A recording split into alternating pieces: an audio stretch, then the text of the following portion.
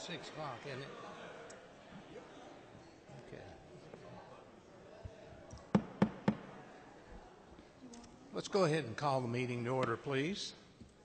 This is our work session council meeting, April 5th, 2018. If you would please stand and join me in the Pledge of Allegiance and remain standing for the invocation.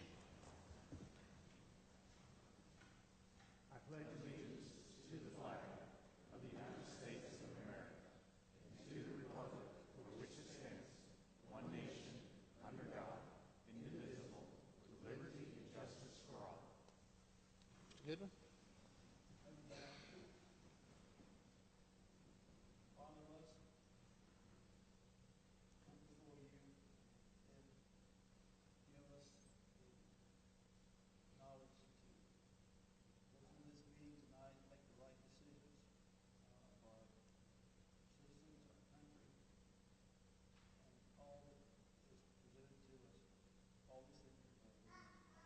Amen.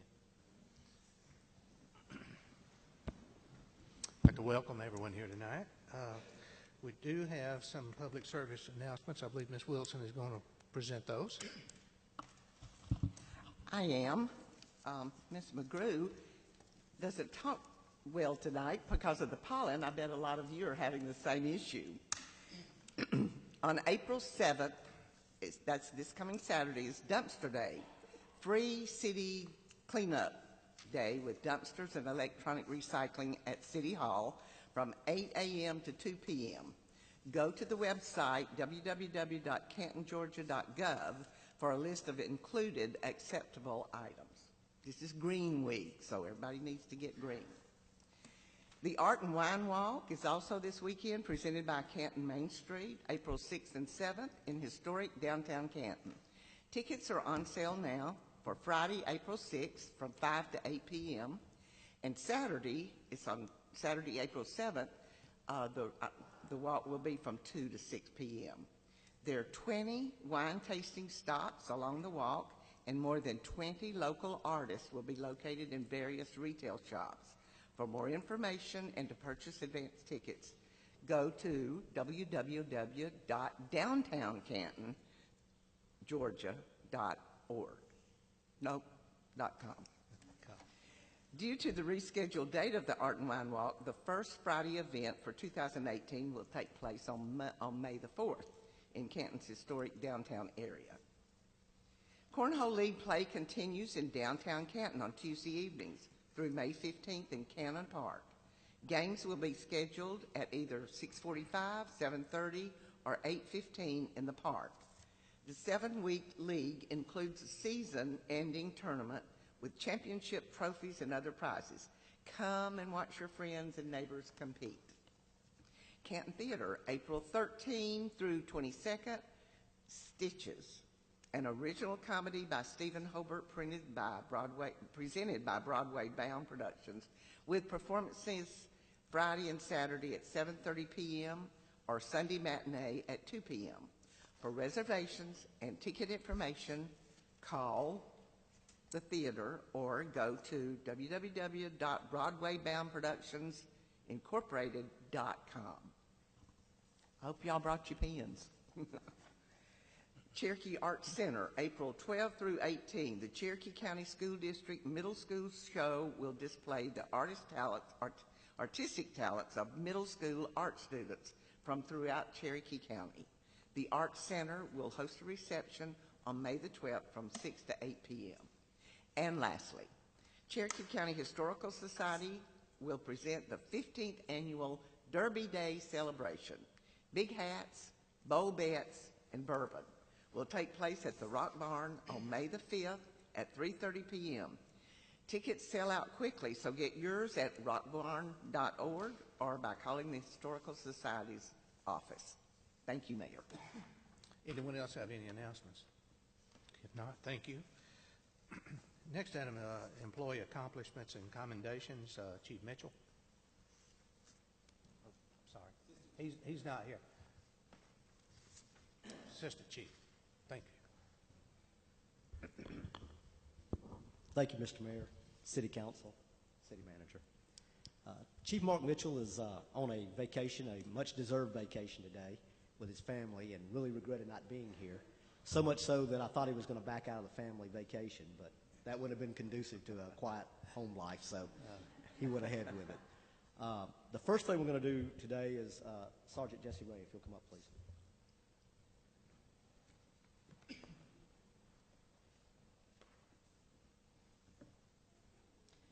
Sergeant Ray is a sergeant in our Criminal Investigation Division. One of the things that Chief Mitchell has always stressed with the department is training and education. I think if you look at some of the issues across the country where there's been negative results as related to police involvement, one of the common factors with that would probably be a lack of training and a lack of education in some areas. So Chief Mitchell is big on making sure that our officers are trained to do the job. As a result, Sergeant Ray has completed his supervision certification through the Georgia Post. It's a grueling 120 hours of different classes on leadership and supervision that will make him a better supervisor to lead our detectives. And so I appreciate his dedication and hard work in doing that.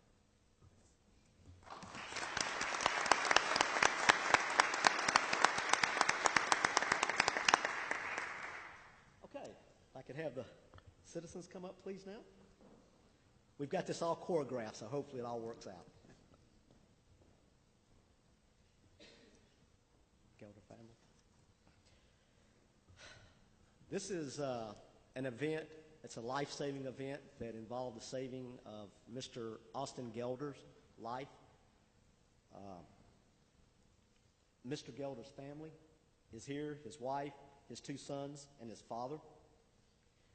This occurred back on March 10th, and on March 10th at approximately 12:11 p.m., Miss Blaylock Witten and her son, Garrett Hendricks, encountered Mr. Gellert at the Quick Trip on Sixes Road. Mr. Gelder, had already called his wife and said that he wasn't feeling very well, and Miss Blaylock Witten noticed that he wasn't feeling very well and began talking to him. She actually talked to Miss Gelder, who is a nurse at Northside, and Miss Gelder asked Miss Blaylock Witten if she would please bring him to the hospital. So she put him in the vehicle and was taking him to the hospital. When they got at 575 and exit 16 at Hickory Flats, he began having more issues, medical issues, and became unconscious. At that time, she pulled over to the side of the road, and she began trying to get him out of the vehicle to help do CPR. Her son began honking the horn for citizens to help. At that time, Miss Martinez stopped to help get him out of the vehicle. Miss Dillon stopped to help get him out of the vehicle. And Miss Jones stopped, and Miss Jones began doing CPR on him. They had made the 911 call. Our officers pulled up. Corporal Soto, who is not here, pulled up and got out with one of our AEDs. This is the 3rd time that one of our AEDs have been involved in saving a life in under 3 years. And I don't have the research in front of me, but I'm not familiar with another department in the state that every patrol car carries an AED, and the city of Canton does. And that's thanks to our elected officials and city manager for making sure we have the proper equipment. Corporal Soto got out with the AED. Officer Mendoza, who was the first officer there, got out and started respiratory. They put the AED on him. Officer Harahus, our last officer, got there and also began helping with chest compressions. They activated the AED, and it actually gave him 3 shocks, which is a lot of shocks for the AED. Generally, 1 will do it. But as the end of their results, they were able to get Mr. Gelder back, and the fire department then had reached the scene and began doing CPR and also did AED. And as a result of that, Mr. Gelder's life was saved. The thing that I'd like to say, 1, on this is, 2, that luckily we have the AEDs in the vehicle. We have the equipment. 2, that our officers, that we just talked about, have the training to use the AED. And then probably the 3rd and the biggest picture that I look at on this is how great it is to see common, just citizens coming together with police to working to save a life like that. And that's just a true success story. And it just goes to prove if we work with citizens, citizens work with us, then miracles can be accomplished. So I want to thank all of them for that.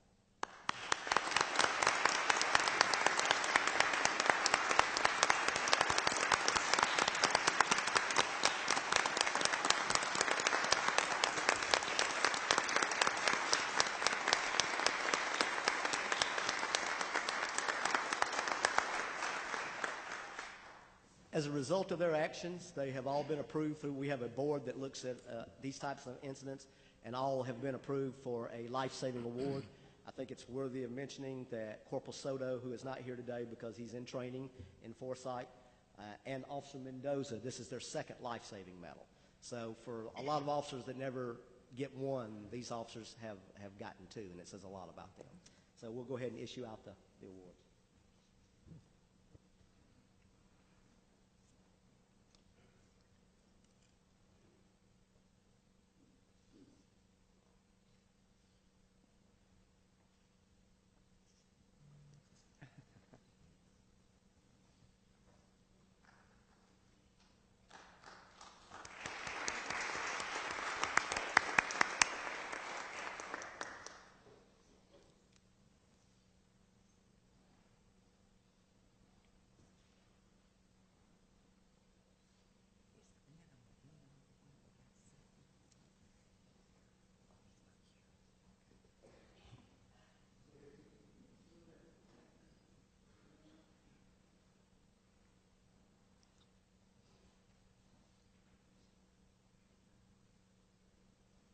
It's really remarkable.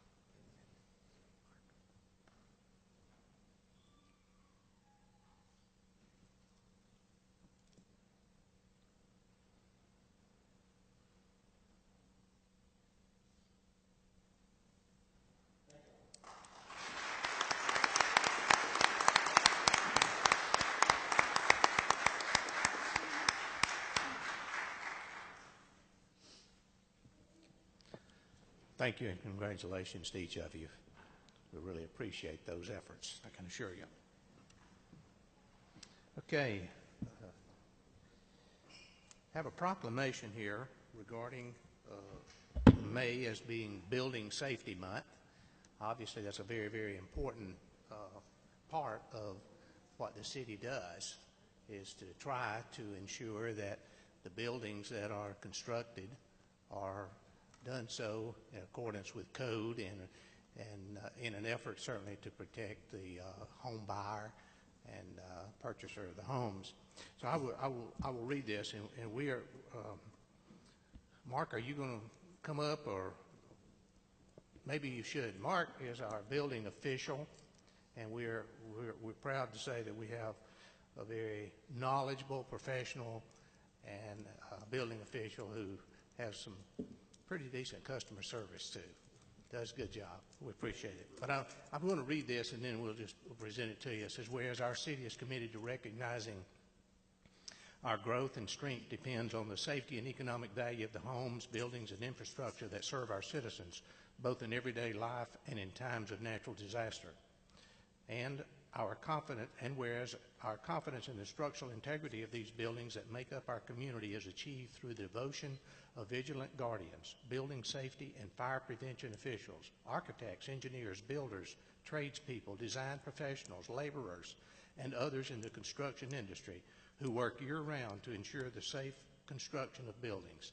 And whereas these guardians are dedicated members of the International Code Council, a U.S.-based organization that brings together local, state, and federal officials that are experts in the built environment to create and implement the highest quality codes to protect us in the buildings where we live, learn, work, worship, and play.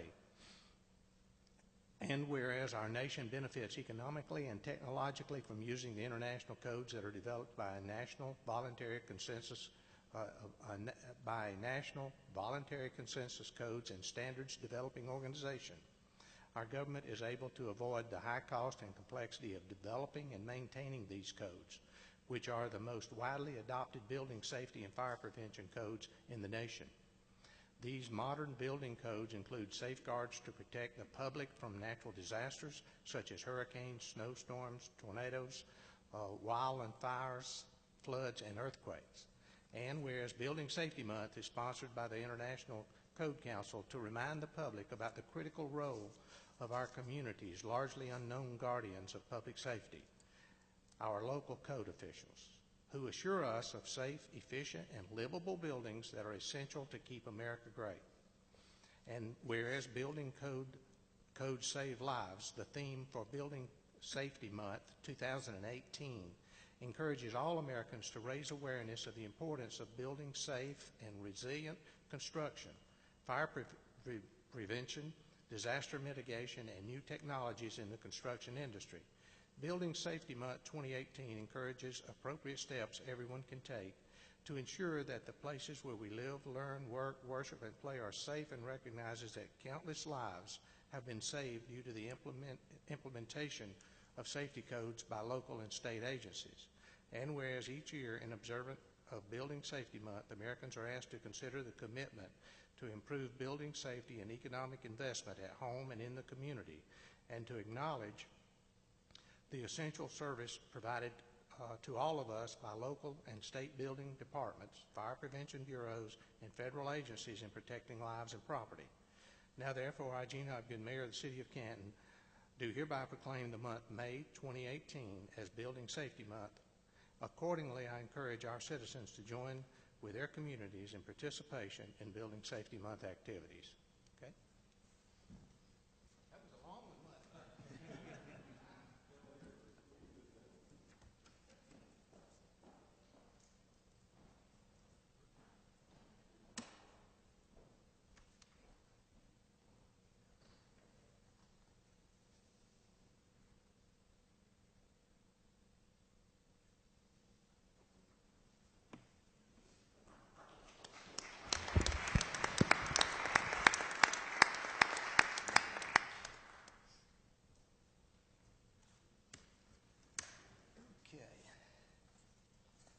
Okay, the next item is school safety zone map revision. Mr. Weaver?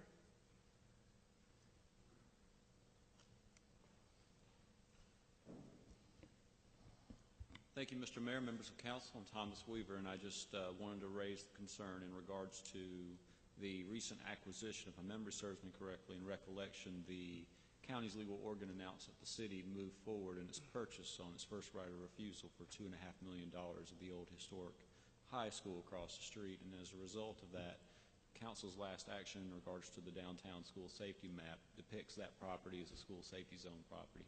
And as such, once council moves forward and the course of the sale and purchase agreement that's been drawn up between the city and the school district has lapsed, and the city acquires full possession of the building on July 1st, I would be desirous as a citizen to petition the city to move forward to revise the downtown school safety zone map to delete any reference to that property, so as to align the map correctly with the recent acquisition that the city has announced publicly.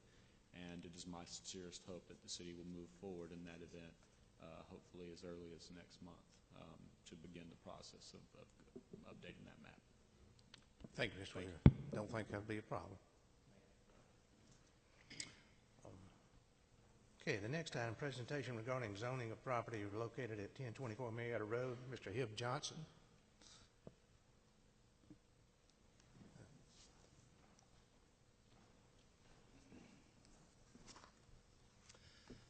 Hello, Mr. Mayor. We spoke on the phone. Oh, sure. Yeah, a while ago, a couple weeks ago. And I just wanted to open a discussion about the zoning of that property.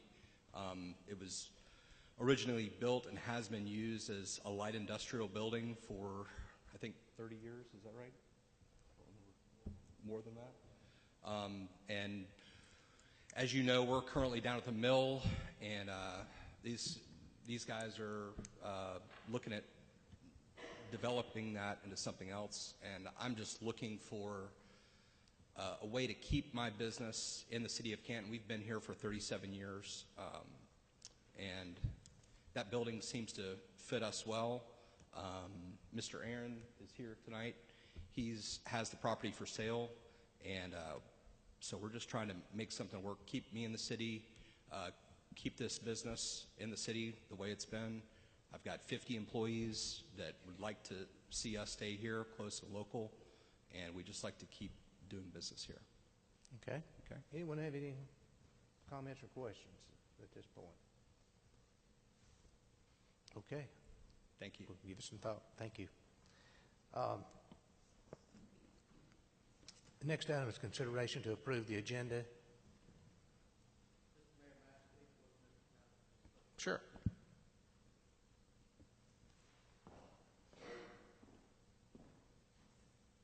Good afternoon, Mr. Mayor and Council.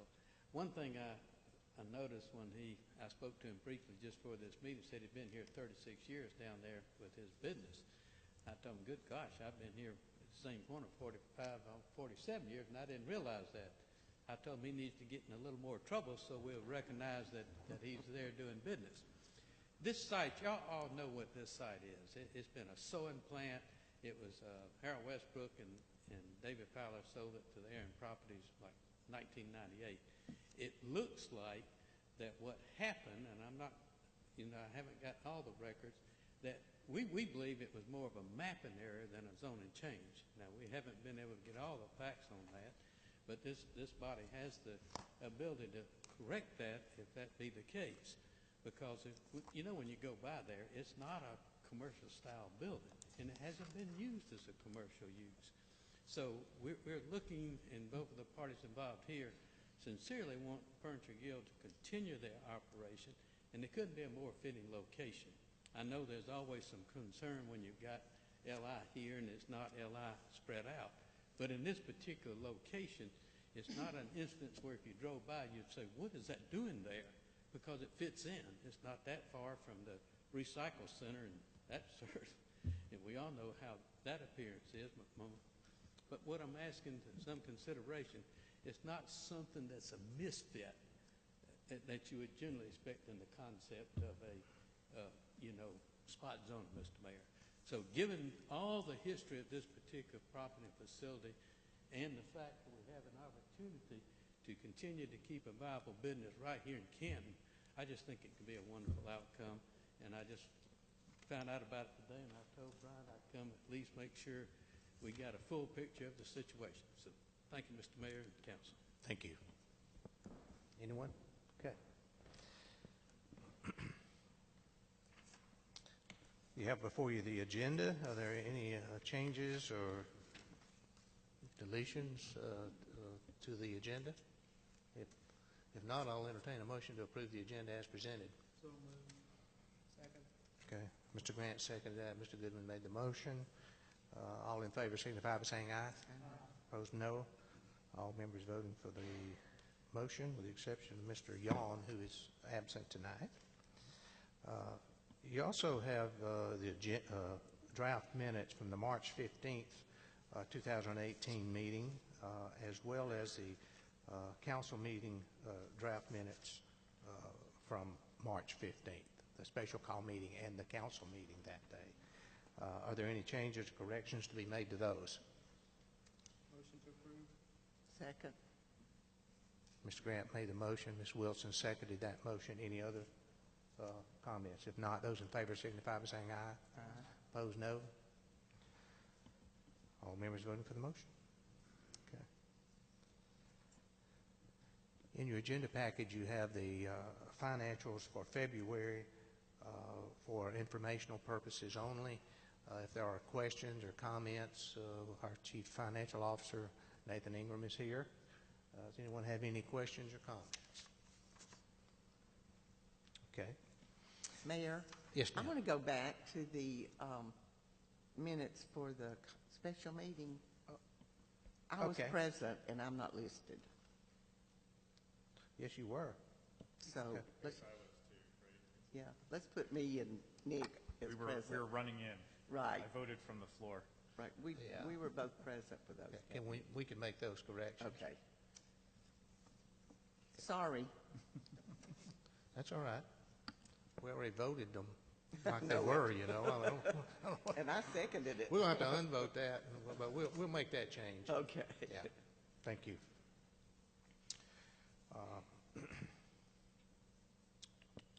Our 10-minute public input period.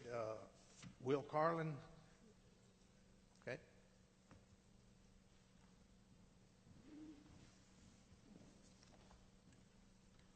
Mr. Mayor, members of City Council, Will Carlin, I think I just met everybody up here. Here for the Art Center today. It's here in Canton.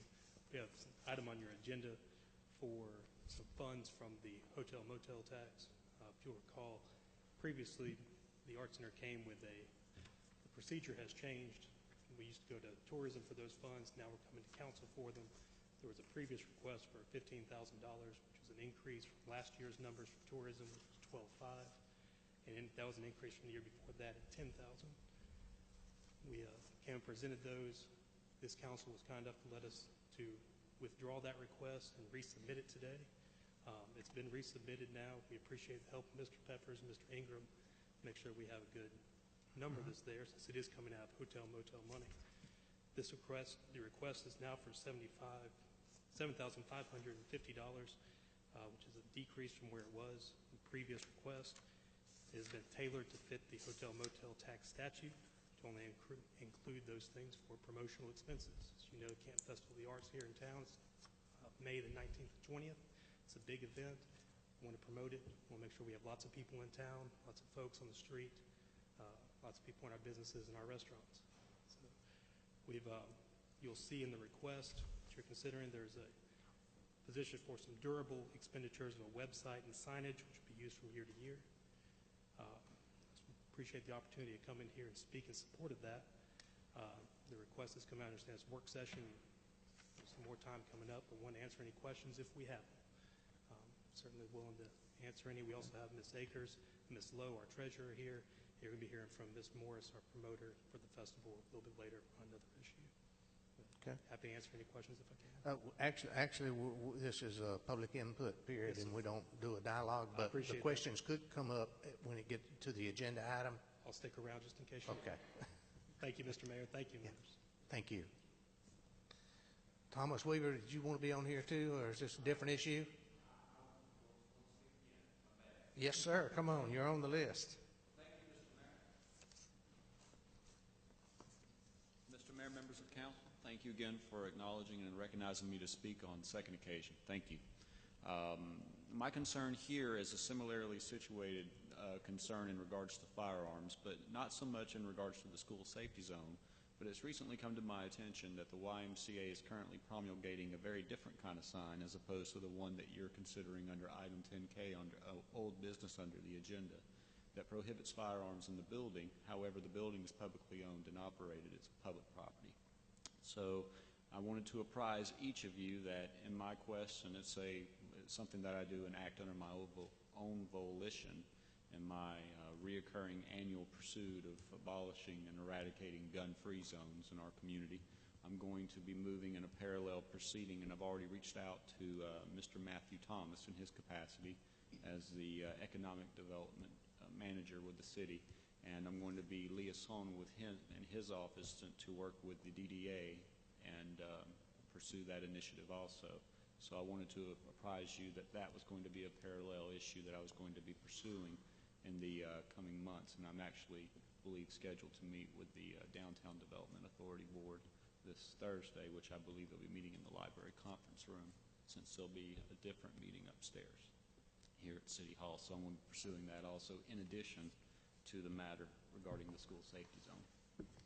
And also, regarding whatever legislative measures that Governor Deal chooses to sign, there's several that may affect the city's operations here that I would have interest in. So depending on gubernatorial action that the Governor Deal may take in regards to legislative proposals that I tracked and followed throughout the recent second half of the biennium session, depending on what he chooses to sign or not sign, I may be reaching out to the city on a third occasion to act in those measures also. So there'll be plenty more of me in the coming months. But thank you again, Mr. Mayor, for allowing me to speak on second occasion. I look forward to working with the city in these pursuits. Thank you. Absolutely.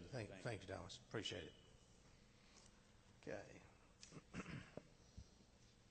That's all we have on the public input period. Under old business, item A, 11A, discussion of consumption on premises alcohol license for Canton Ice, 150 Keith Drive. Proposed outlet manager is Ricky Peffer. Mr. Patton. Yes, sir, Mr. Mayor. There is an application been submitted in compliance with City of Canton regulations, guidelines for this Canton Ice to be located at 150 Keith Drive. This would constitute, if you will, the first reading. This is a new license. There's never been one at this location previously. That's the reason it's coming to City Council. And they would have to meet the 50% food requirement? Yes, well, actually, isn't it 60/40 outside of downtown? That's what we've indicated to the owners as well as the Whatever it people. is inside. It's different in downtown, I know, than, which Yes, doesn't sir. make sense And anymore. we have provided that information to these people with their Yeah. proposal. They're very much aware that they do have to comply with the food versus alcohol sales. Okay. We have notified them they are subject to audit, and non-compliance could result in adverse action. Okay. Anyone have any questions about that one? Okay. Thank you, Mr. Mayor, Thank you. council members. Okay, item B, discussion of street closures for Canton Main Street First Friday events. That should be easy, shouldn't it? Good evening, Mr. Mayor, Council, Mr. Peppers. As you know, we have First Friday events coming up. We postponed the first one until May because of the Art and Wine Walk, which is this weekend, and we welcome you all to that this weekend. The first Friday will be on May 4th. We request closure of Main Street from Academy Street down to East Marietta Street for the May 1st Friday and subsequent First Fridays, June, July, August, September, October. And they close from 5 o'clock till usually around 9:30, 10 o'clock once the stage is cleaned up and everybody's out of the way. Okay, Mr. Grant? Just wanted to say how much I look forward to this season, and I thank the Main Street Board for all their hard work for First Fridays, and I know everyone's looking forward to it. And I remember when we started this event several years ago, we used to sit there and hear crickets and just hope that someone would show up, and now that's quite quite the opposite the case. So thanks for the hard work, and look forward to it. So We're excited about the season coming up. Thank you. Yeah, Mr. Peppers? I was just going to mention that one of the reasons why we put this on the agenda is we changed our special event policy last year so that when people do have events downtown and it requires the closure of a street, it at least comes before council in a meeting. That way there's some public notification, and we felt like we should do the same with our events that we require of those other special events. So that's why it's on there for tonight. Ms. McGrew? Thank you, Ms. Gold, for all your hard work on First Friday. It's a fabulous event, and I and my family enjoy it so much. Thank you. I was curious, will the street be closed for the wine walk?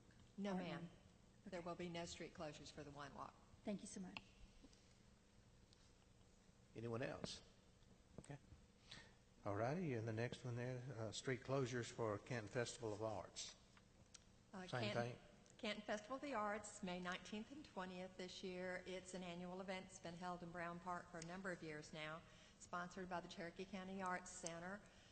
They are requesting closure of Church Street from where Mr. Robillard's office is up through the stop sign, and then Elizabeth Street from 5:30 on Friday afternoon, the 18th of May, through 7 o'clock on Sunday evening. That would be from setup of the festival to the closing of the festival. Okay. Anyone have any comments on that? That's what they've been doing in the past, right? Yes, it's Okay. just that with the change of the special events policy. Right. Okay, next item. Discussion of adopting a resolution to recognize Georgia Cities Week, which is April 22nd through the 28th. Yes, sir. Good evening. You all have our new coloring books that we have unveiled. The mayor will be taking these to our elementary schools to hand them out and talk to students about what government services we offer, what it means to be a city, and the great things that we get to do in our community and that we offer our families that live here. Also, we'll be doing a social media and email campaign just telling people what we do as a city, what services we have, easy information for who they should contact should they have any concerns or issues. So that's how we'll be celebrating Georgia Cities Week this year. Okay. Anybody have any questions about that? Okay. Thank you. Thank you. All right. Item E, discussion of the Community Dumpster Day. Mr. Merrick McClure. Evening, Mayor and Council, City Manager. Hopefully I'll be as fast as the previous couple agenda items. So, I wanted to bring this to y'all's attention. The discussion I had with Mr. Peppers was, As you're all aware, the dumpster days, previous code enforcement had went out to strategic areas, had conversations through the police department. Previous years, they placed dumpsters in certain communities that experienced a higher volume of issues.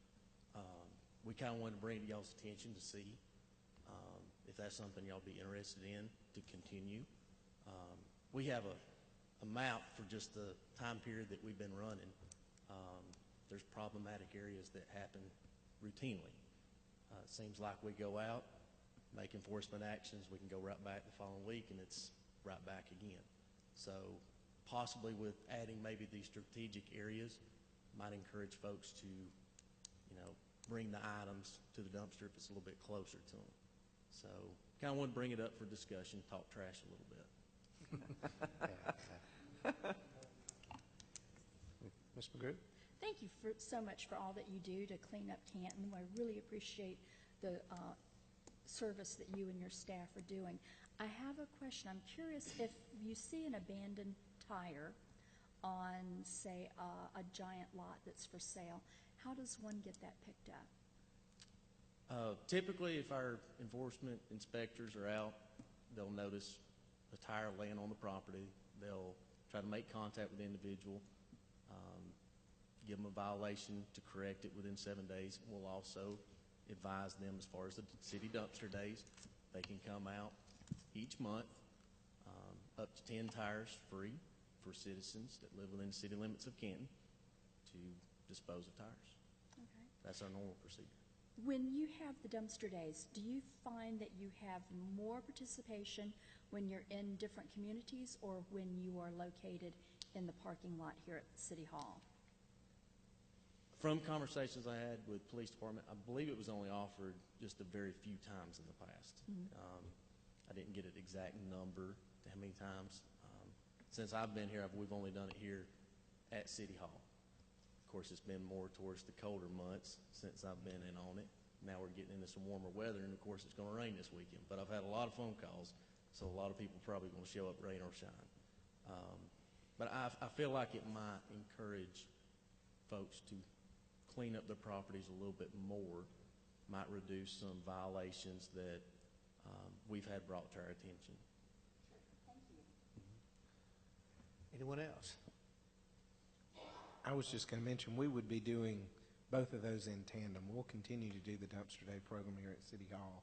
And even when we share it on social media, it's kind of fascinating to see the wives that tag their husbands into the post to let them know about the event that's coming up this weekend and how they'd like for something to be taken off, or husbands, wives, sons, daughters, all that. But we would continue to operate that here. This would just be an opportunity for us to specifically get into some of the neighborhoods where, maybe there's more serious issues that, it's easier for us to participate in. In the past, we've had success in partnerships with local churches. They'll actually go out and help people get things to the dumpster. And so that's something that we would probably pursue as well for these more special events. Mr. Grant? I think you just addressed what I was going to say. When we go out into those communities, possibly getting a community advocate or someone who lives in that area or neighborhood to lead the effort or encourage their neighbors to participate. I think that nothing like peer pressure to get them to participate. I think that would help encourage, and I'd just say monitor and see how they do. I know the one here at City Hall is very, very popular, but I'd be interested to see hear how the ones out in the community go. So. Anyone else? Thank you. Appreciate it. Thank you, Mayor. Item F, discussion of Iris Park street lights. Mr. Rick Allison, president of the Iris Park HOA, is here again. It's getting to be regular. Mr. Mayor, City Council members, and Mr. Billy, nice to see you again. Before we get into the email that I sent you with a proposal on the cost of the lights and installation, I just wanted to let you know that as of this morning at 10:30, I was interviewed by WSB-TV, and they aired it on the 5 o'clock news tonight, putting major major pressure on Smith Douglas to go ahead and try to put those lights in an effort to make it more palatable to them. I've been investigating various quotes through Georgia Power and some solar light companies, and it seems like the easiest thing for us to do without retrenching all the yards for cable, which I really don't understand why it's been in the ground for quite some time now. And Georgia Power says it's not viable, but my electrician people that I know in construction industry, which I am part of, say, yeah, we could find them and we can test them, and if they need to be fixed, we could do that. So the latest proposal you have, which was I think 98,000 thereabouts. My idea is that Smith Douglas go ahead and pay for it all, and I'm hoping that the news broadcast tonight puts severe pressure on them to do so. But in the event that they decide that they would pay for the materials only, and since it would be a good payback for the city of Canton with no electrical charges, which once we were adopted into the city as a community, my understanding is that the city of Canton would maintain the roads, and Georgia Power would have taken care of the lights, but the city of Canton would have been paying the electrical bill. So with that not being something that the city would be paying for the foreseeable future, whether that would be something that the city would be willing to take up and not split evenly, but take up some of the cost for installation of the lights. What I would probably do then again is visit again with you all. Once I hear back from Smith Douglas, and I anticipate I'll hear something from them very shortly based on the news broadcast this evening. So if you would discuss that for future reference, I will stay in touch with what Smith Douglas has to say about whether or not they will fit the entire bill. Anyone have any questions? Ms. McGrew? Thank you. How many solar lights are you talking about installing? We would probably do the initial, well, let's put it this way. Smith Douglas was purchased an undeveloped area, and in that purchase, what they did is they permitted to put lights in that one cul-de-sac, which really infuriated me even more. So they would light one small cul-de-sac in the entire subdivision, which made no sense to me. So with that number of lights, which I think is overkill anyway, it brought the number to 53 lights. 53? Yes. The proposal that I've put forth is 47 lights, which would be more than adequate for the entire subdivision. And who would be responsible for any repairs to these lights once they're installed? We as an HOA, based on what the costs would be, which are very insignificant for a photo cell replacement, which is somewhere less than $10, and should the battery need to be replaced, which is in the vicinity of $100, we would be more than happy to foot that expense as a subdivision or an HOA. And you mentioned splitting the cost of the installation. You know, splitting the cost of installation. I'm asking if Smith Douglas does not foot the entire $90-some-odd thousand, whether or not you, the city, would be willing to pay 20, I think it's 20. It was almost 25,000. 20 something, yeah, for the installation portion, since you wouldn't be paying for electric Okay. ad infinitum. My other question, the answer would have to come from Mr. Ingram or Mr. Peppers, would be, for that number of lights, approximately ballpark, what is our electric bill, and how long would it take us to recoup our installation price from not having to pay for electricity for 47 lights? Well, based on some of the proposals that I got from Georgia Power, and it varies, we tried to get Smith Douglas to pay for a reduced number of lights, which would have required a waiver, which I mentioned in my last visit here, would require a waiver for the dark spots because the distance between the lights would be greater than the original plan. So that was about $500 monthly for 25 lights. For the full number of lights, I believe it was somewhere in the $1,500 a month range. So it's pretty easy to calculate what it'd be yearly, and then of course the payback. I think the payback for $1,000 was about 10 years or something like that. Thank you. Based on some quick calculations. Thank you very much. You're Mr. welcome. Estes? So you answered my first question, which was the confirming, so the numbers you provided in the email were still accurate. So if Smith Douglas comes back and says, have they confirmed that they would want to pay for the material cost, or is that still in negotiation? That was the reason for the broadcast and bringing the media into it, to get them to Understood, yeah. pony up. I'm hoping that they pay for everything. Okay. So right now, it's just, this is the proposal. This is that a proposal at this stage, so I'm just trying to make it easy for everybody. Yeah. So If I can. It comes back for vote or action. It may change, but that's what we're proposing now. Correct. Okay. Thank you. You're welcome. But let me go back a little bit, all the way back, how it got into that situation. Now, the original developer went away. Correct. Right? Okay. And then Smith Douglas, now how did they get involved in that subdivision? Just bought lots, or just bought a bunch of lots? They bought they bought a piece of land, and then they subdivided that into lots and continued to build homes in there, so they didn't masquerade the entire community. And we have some flooding issues to boot, but that's a whole nother issue. But So on the piece of land that they bought, there are street lights? no, what they're just about ready to finish building out, and one of them is a small cul-de-sac, and then the original cul-de-sac, when you come in on the right side, is another area that they're finishing up. So they're probably 5 or 6 houses away from being totally finished.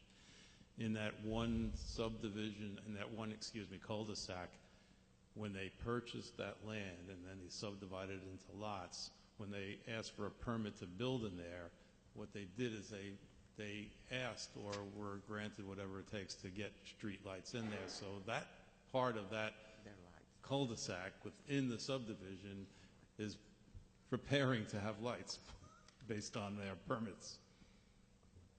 So there was no consideration that they were a substitute for the original developer? What happened when the original developer was losing the property, it went back to a bank. It was subdivided at that time. The bank, the original developer gave covenants, gave control of the neighborhood over to the HOA at that time. Correct. And so basically the builder came in and bought lots, prepared lots, with common areas that had already been established for the homeowners association. But And on they bought- streets that did not meet our specifications? Bought lots from the bank, correct. And we gave building permits on streets that did not meet our specifications. Is that a fair assessment? In this particular neighborhood, there was an add-on fee that was set up to help deal with the streets. The streets had not been topped. Many of the streets were in, and so there was an add-on fee for each of the lots. There's approximately $90,000 in add-on fees in that particular neighborhood. And so under former city manager, the goal was that once things were finished, then you would take the add-on fees and apply that to the cost of the streets. There was not an add-on fee for lights. Okay. Mr. Estes, did you have something? Oh, let's do it. Okay, I'm sorry. There was a light there. Okay. Anyone else have any questions? We'll get through all these things someday. I'm hoping we do. It's Someday going on for 2 years. We'll be starting anew. Yeah. What I will do is, once I hear back from Smith Douglas, I will ask Ms. Lewis and Ms. Stewart to put me on the agenda, and we'll revisit this again next month, hopefully. We're always happy to see you. Oh, always happy to be here. Thank you. Thank you very much, sir. Okay, let's see here. Presentation of our Highway 140 corridor traffic study options. Mr. Hatabian? Yeah, thank you. If you recall, at the last meeting, Mr. Peppers presented 3 options to consider for the Highway 140 study, varying levels of effort and costs. And we have Atkins here tonight to present the details of each of those options and look towards a possible direction as to which option you want to proceed forward with. So with that, Steve Noble with Atkins will take it from here. Okay. Welcome. Come on. Thank you, Mr. Mayor, members of council. I'm here to briefly go over your options with regard to the Statement 140 study and answer any questions that you may have for me. Essentially, we're looking at 3 options: a basic study, a mid-level study, and a high-level study. They're different in cost and in the extent, and in particular in the details of the data that you get, and in how long they each take. You could take this. Generally, the corridor is 2.4 miles in length and extends from State Route 20, Riverstone Parkway, to Laurel Canyon, Great Sky Parkway. This is a 45-mile-an-hour corridor. It's relatively narrow, 11-foot lanes, 2-foot curb outside, narrow drainage areas, no walkways, things like that. I'm sure you're all very familiar with it. The problem is really congestion, I think in particular in the morning peak periods, but also at other times of day. The least cost option is looking at 3 major signalized intersections: Riverstone Parkway, Reinhardt College Parkway, and Laurel Canyon Great Sky Parkway. Signalized intersections tend to be where you have most of your traffic issues. There are others in the corridor, but the lowest level study would focus on these particular locations. We'd go out and take turning movement counts, look at operational level detail, try and come up with options for these particular intersections to improve traffic flow.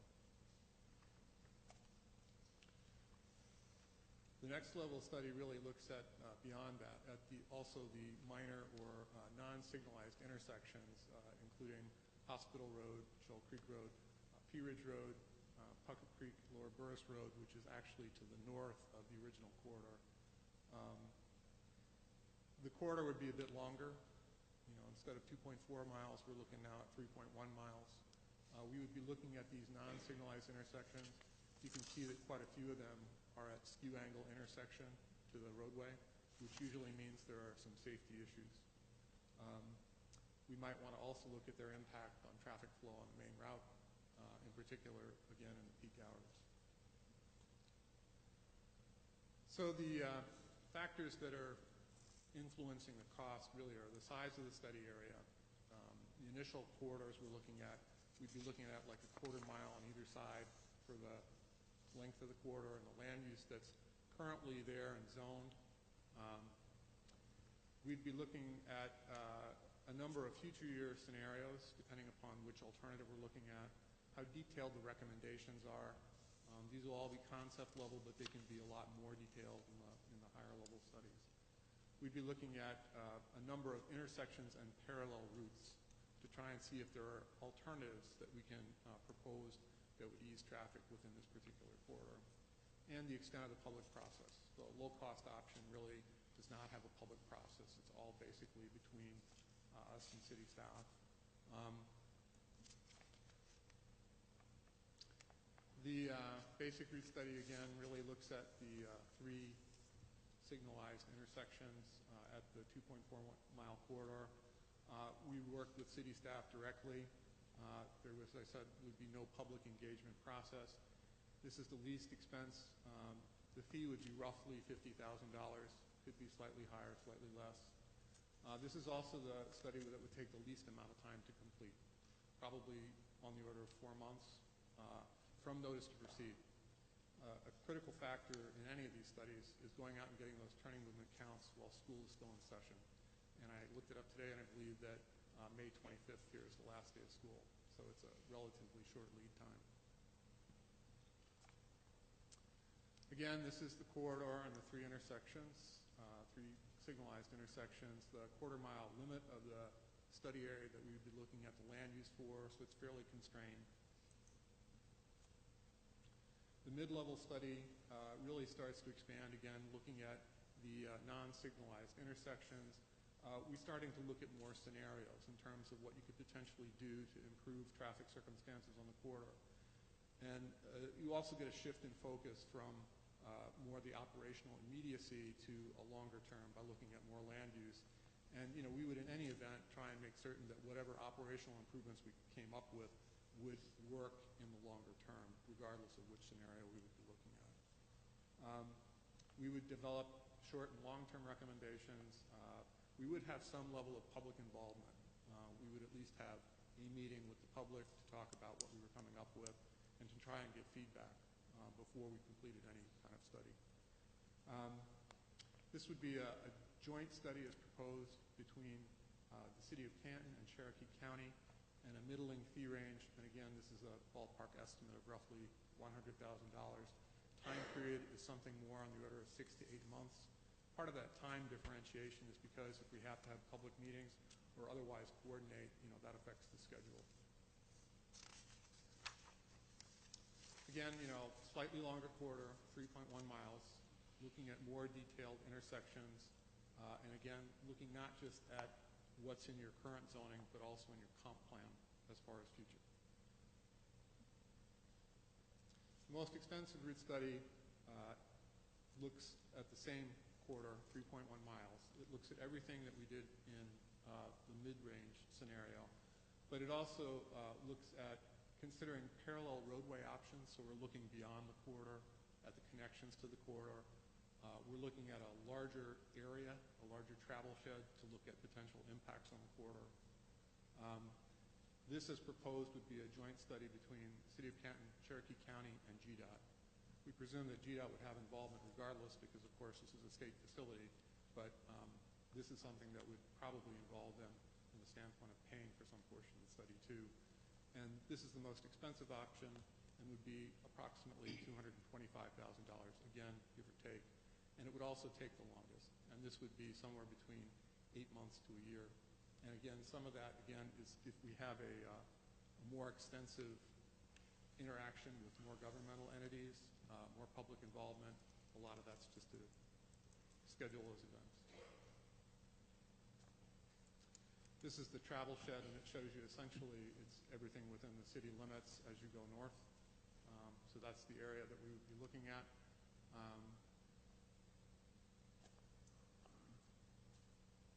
And with that, I think we're looking for some direction on selecting an option so that we can get to defining the scope and initiating the study.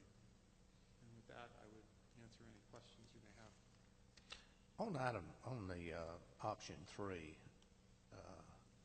it said, I believe, looking at existing conditions based on current traffic volumes, existing land uses, and currently zoned property impacts. So you wouldn't be looking at a future land use map to see how a particular area would be potentially developing, or? It should say that we're also looking at your comp plans. Yes, we would be looking not just at what's currently zoned, but also your comp plans. This would be, again, broader in terms of looking at land use, but also traffic. Mr. Grant.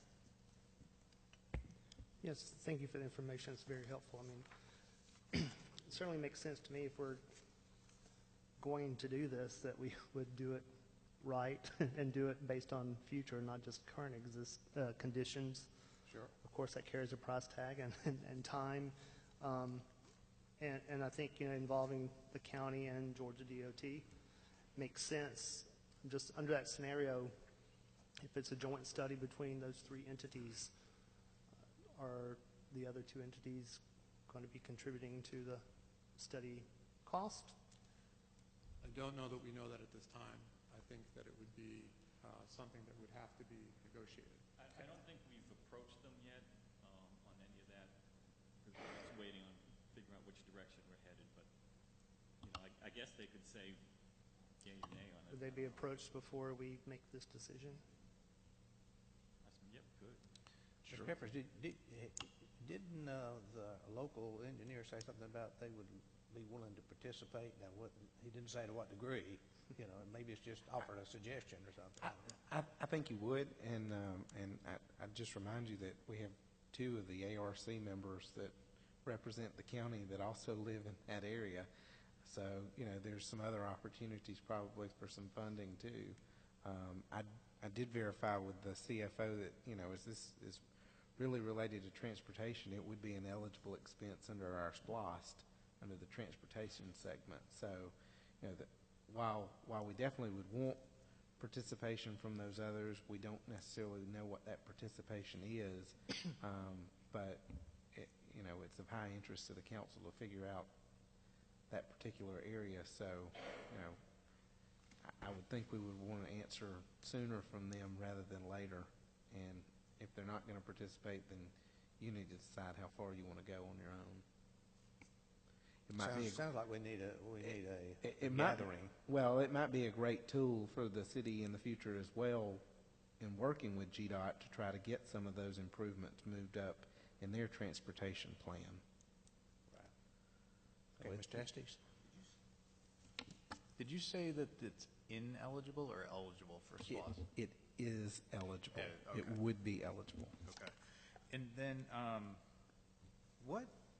help me understand, so regardless of what we're spending, I could imagine we're not the only ones who had this cramped corridor, the first ones to come to you. What would be an example or examples of what the output or recommendations would be?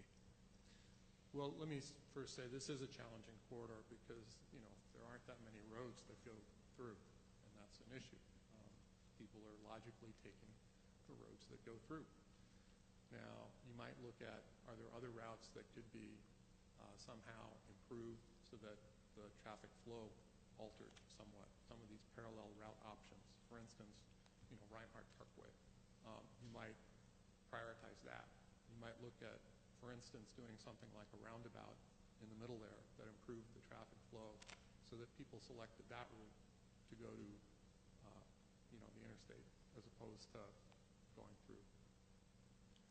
So something like that. But there are also options for, improved signal timing, improvements to the connections. I mean, you might look at something like, for some of those skew angle intersections, either straightening the intersection or possibly putting in a median.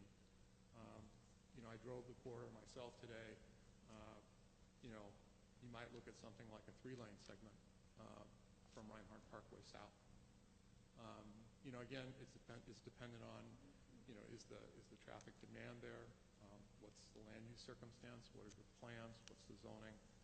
Is there a willingness to look at right-of-way acquisition if need be for that?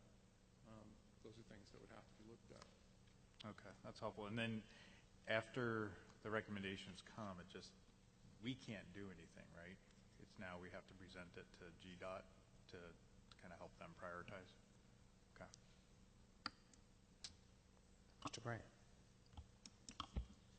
Yes, one more question. On the basic route study in the 3 major intersections, I assume that regardless of which option we choose, that those 3 major intersections would be studied regardless. So is there any option of beginning with that and as a portion of, if we elected to go further, would we be credited with that option? I mean, I think, yes, there would. Because certainly that you could do that. That would be as a standalone. And that's going to focus largely on the operations of those locations, which probably do influence the overall traffic circumstances in the corridor more than other aspects. But, it would be really focused on those. It's not going to take into consideration the longer-term land use. It's more looking for something that you can do near-term. Temporarily. And I mean, I think we're talking signal timing and things like that. I'm just thinking, as we're studying it and as we go deeper, if there's some, immediate solutions to help alleviate some of the issues that we could implement sooner rather than later, then it seems to be a win for everyone. But I mean, I think to maybe something that was said earlier, those long-term impacts. You want to make certain that what you're doing now is consistent and that it is an interim step to where you want to be in the future. Right, I mean, I want to do, I want the whole picture, but if it could be an interim step, it may possibly make sense. I mean, especially for the city's portion, if we don't have the other partners, my preference would be to have the other partners sign on immediately and get started. But even if we do that, if we can go that 8 to 12 month route, it'd be great if we could get some, immediate recommendations or short-term recommendations regarding those 3 major intersections. So. And it might be possible if you went with the others to work that in so that you got some near-term recommendations sooner than you had the final report. The first one, the intersection improvements would certainly have to be based on future development, right, as well. So you have to do that too, right? You do, but I think there's a question of the extent to which you do that and the degree. I think in the proposal that we've laid out, you're really looking at what's zoned right now more than you're looking at the comp plan, and you're looking at what's zoned in a relatively narrow band around the corridor. And that would be sort of, it wouldn't really make a lot of sense to me just to do that amount. I mean, because 5 years from now, what do you got? Or even if you've made those intersection improvements and you don't have an idea of what outside that narrow band is going to, how it's going to develop, what the county, and of course, I'd say the majority of the property is really in the unincorporated area, except for that narrow band. Even along 140, much of that is outside the city of Canton. So, there's got to be a coordination even to do those intersections on that narrow band. There's got to be some coordination with the county, right? I would say yes.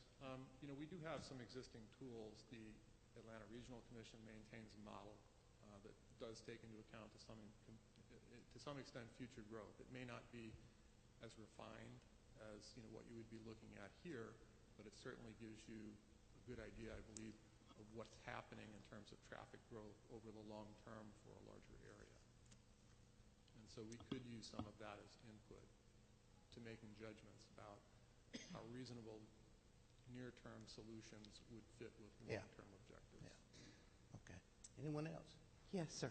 I'm sorry. Go ahead. That's okay. I believe that the reason we wanted this study was because we're looking at future development up that way. We already know that road is very well traveled now, and we were looking at it to see if we wanted to increase the development up that way. So that would not. The study would tell us how much more traffic those roads could take as they are now, right? Yes. So that would also, it seems to me, be a tool to go to DOT to show them how heavily traveled the road is now. Now, we won't have any control over what the county does or even the city of Valeska. But if we can show how heavily traveled the road is now, maybe it will help them to update their improvements on 140 because it's already needed. But I really don't know if we, I think if we can upgrade the roads, that's wonderful. But I don't know if we should base the fact of the study just on the road upgrades and whether or not DOT will help or the county will help. I think we just need the study to show how heavily traveled the road is and how we limit the development up that way. That's why I thought we were doing it. I believe that, yes, an objective is to look at how much capacity does the road have and how much carrying capacity is left for the development that you're planning. Right, and I think we're in the process of looking at some future land use, and that would help with looking at those future land use maps as well, whenever we see how much development the current road will take. Yes. We had some traffic studies that were done on behalf of a developer in the area, and the traffic engineer, I guess it was, came back and said, at this time, it does not adversely impact that intersection, particularly at Walgreen area at Riverstone, okay? Well, I kept asking the question, if it doesn't adverse it now, what is the magic number where it does adversely affect it? I've never got that answer, and I don't know if there is one, but it looks like there would be. If you can say it doesn't impact with this number of vehicles, at what number of vehicles will it impact? You can do that. It's, the difficult thing is always tying it back to a particular development. I'll volunteer in a past life. I was a city transportation planner and reviewed lots of development proposals. And, developers come in, and it's like each development is looked at in isolation. And so you're looking incrementally, and you're not looking at a big picture. And I think that what you really need to do a lot of the time is keep in mind that big picture and, what amount of capacity you are taking out with each development to the extent that you can do that. Well, it's almost comical whenever they tell you that the road capacity is fine, you can put more development there, and obviously they're not traveling that road at 8 o'clock in the morning going south or 5 going north, because it is more than to capacity. Absolutely. Anyone else? Ready to comments? Okay. Mr. Estes. All right, now you got me confused. Okay. So I'm just trying to think about it. So we're going to spend all this money, and what I want to make sure is it's not, hey, you've got a lot of development to come, and so I like your point, like, what's the capacity? So I almost envision here's where we are today, it's a thermometer. The thermometer says you can manage this, you're going to get here, and and we don't know when all the future development will come and all the impacts, but how do you then back it down and say, but here's things to relieve it? So it's kind of twofold that way, is that? Yeah, I mean, it's a chicken and egg. You have to know something, you have to make assumptions about what kind of development is going to happen, when it's going to happen. A study that you did before the recession that we had recently would probably have yielded a lot different results. I mean, looking at traffic counts on that road, right now, it took probably 8 years, 10 years to get from where you were back to where you are now. But clearly has been growth in the last few years. And again, it's some of that's probably pent-up demand, but and it's not just what's happening in your community. It's what's happening in the balance of the county and outside. So I guess I'd be less concerned with trying to predict and model when the development comes, but more of what the capacity is, to your point. And then and then we could prioritize with our partners, because we really can't do anything, what the most effective relief valve would be. And then that way because I guess, we keep coming back to development wants to go in, but we don't know, given the current approved development, what's that capacity limit? Exactly. Okay. Mr. Grant. I think with the other comments and Ms. Wilson and Mr. Estes that, again, I think the original goal of this study was, or what we're hearing from the developers, is that true, and how are we making decisions about, future zoning in those out in that area, and developers telling us that, it incrementally would not affect traffic that much. I mean, I think they were saying that, traffic is already horrendous. It's not going to, it's like hell can't get that much hotter. So, I mean, so it's I mean, I think, the goal to me would be, again, what is the current situation? Are there some short-term immediate relief measures that could be taken? But what could, I mean, we already have 2 major developments out there now that are building again and are going to add quite a lot of traffic now existing in the city limits. And so I think that needs to be more of a immediate consideration as well to our current citizens living in the city, paying taxes. So, I mean, again, I think that the long-term big picture is important, but also, I mean, I think there's some short-term data that we need and we'll be discussing, the moratorium in that area later on the agenda. But I mean, I think some short-term information that would be very helpful as far as, the traffic data on that area, on 140 now, with existing build-out capacity of Laurel Canyon, Great Sky, Soleil. What is that going to, how is that going to immediately change the picture? So, I mean, that's going to make a bad situation even worse. So. And plus, we got to factor in all the school buses, the extra school bus loads that are going to be coming from Canton up to R.M. Moore School. R.M. Moore, yes. So that's going to also affect the travel along 140 corridor. Ms. McGrew? I wanted to add that there is another subdivision out 140, and the name escapes me, Preserve at Canyon Ridge. It's a new subdivision being built out, and it's off Sam Nelson. Also, I learned of a couple of weeks ago that a plot of land has been sold within the county that butts up to one of these subdivisions. It's in the county.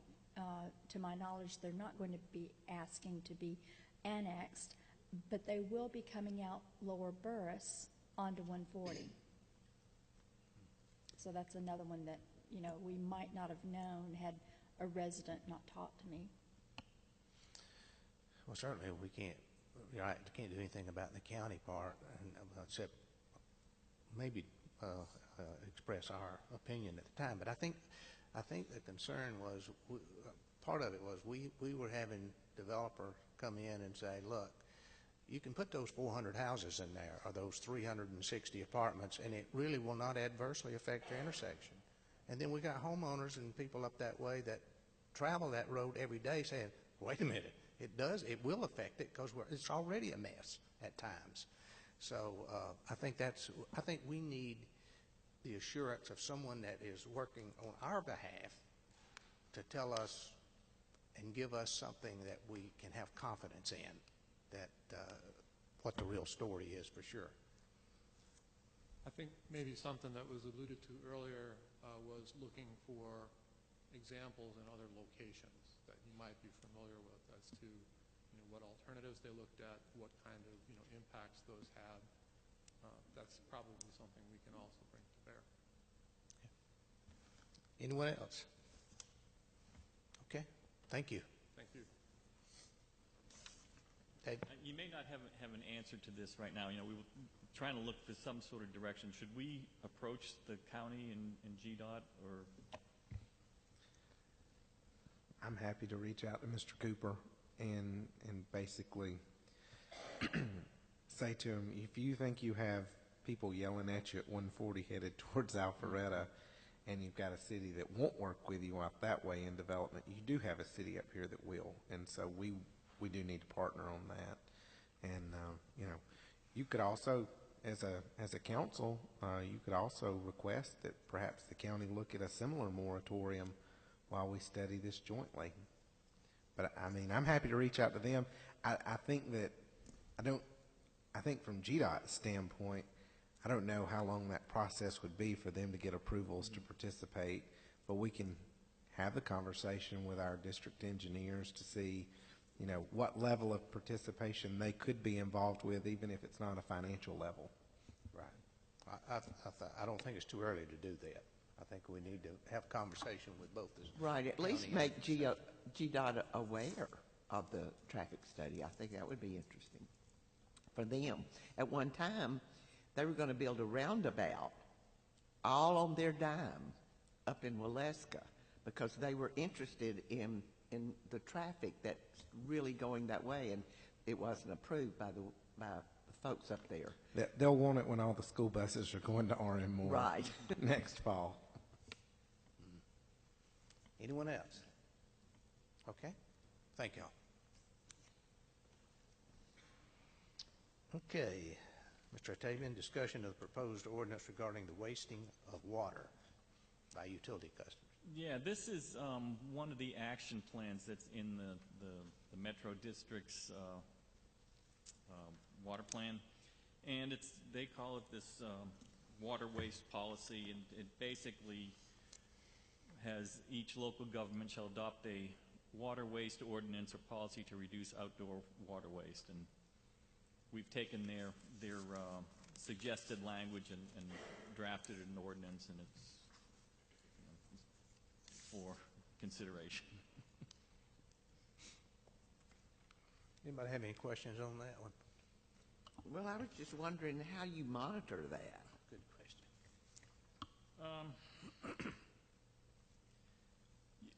It's, we get calls all the time, people reporting leaks.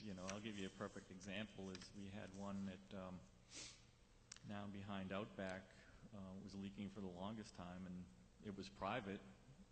They were paying their bills, but it's, something like that we can go after. And, people do call, and so we're kind of in tune with a lot of that.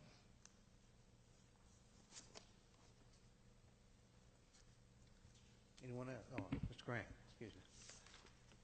I agree with the premise of this, and I can see, failing to repair a leak, because I can see people from personal experience this going on and on and on, infecting other property and wasting of water.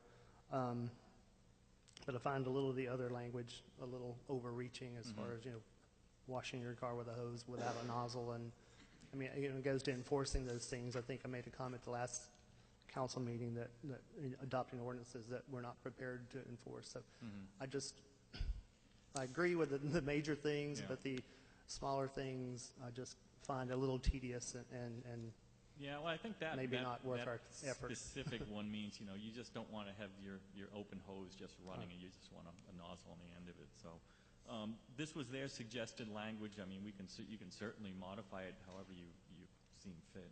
Right. I mean, I could see, like I say, like the major thing of not repairing a leak, but we may want to look at modifying that if we care to go this route.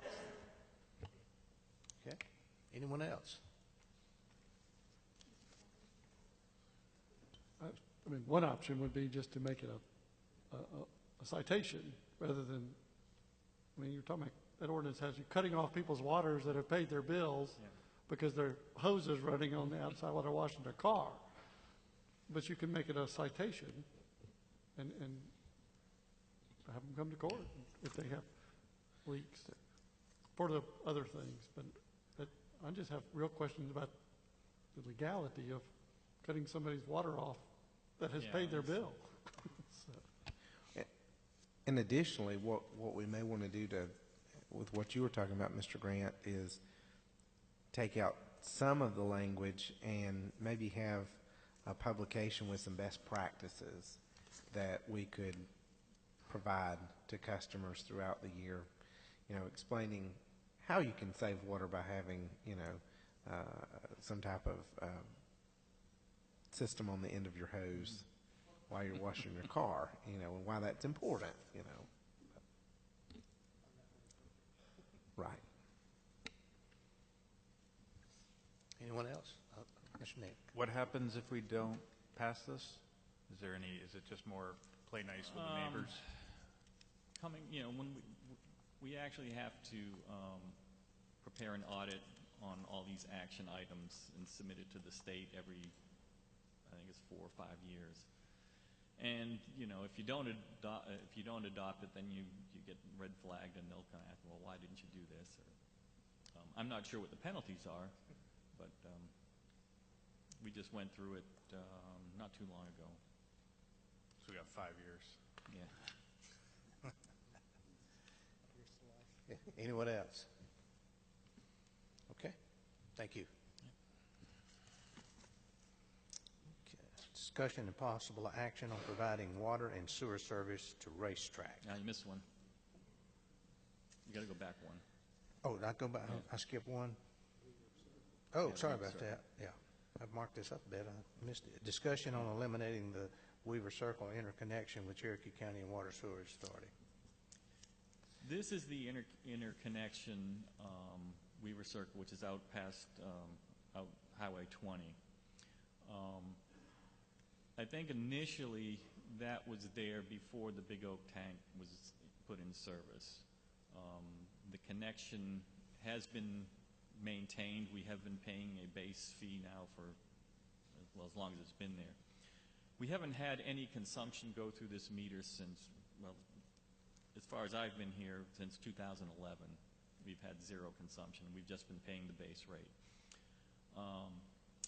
And if you recall, one of the conditions for that FATECON development for annexing in was to master meter that water going into that subdivision, and then we would install the meters, read the meters, and maintain that.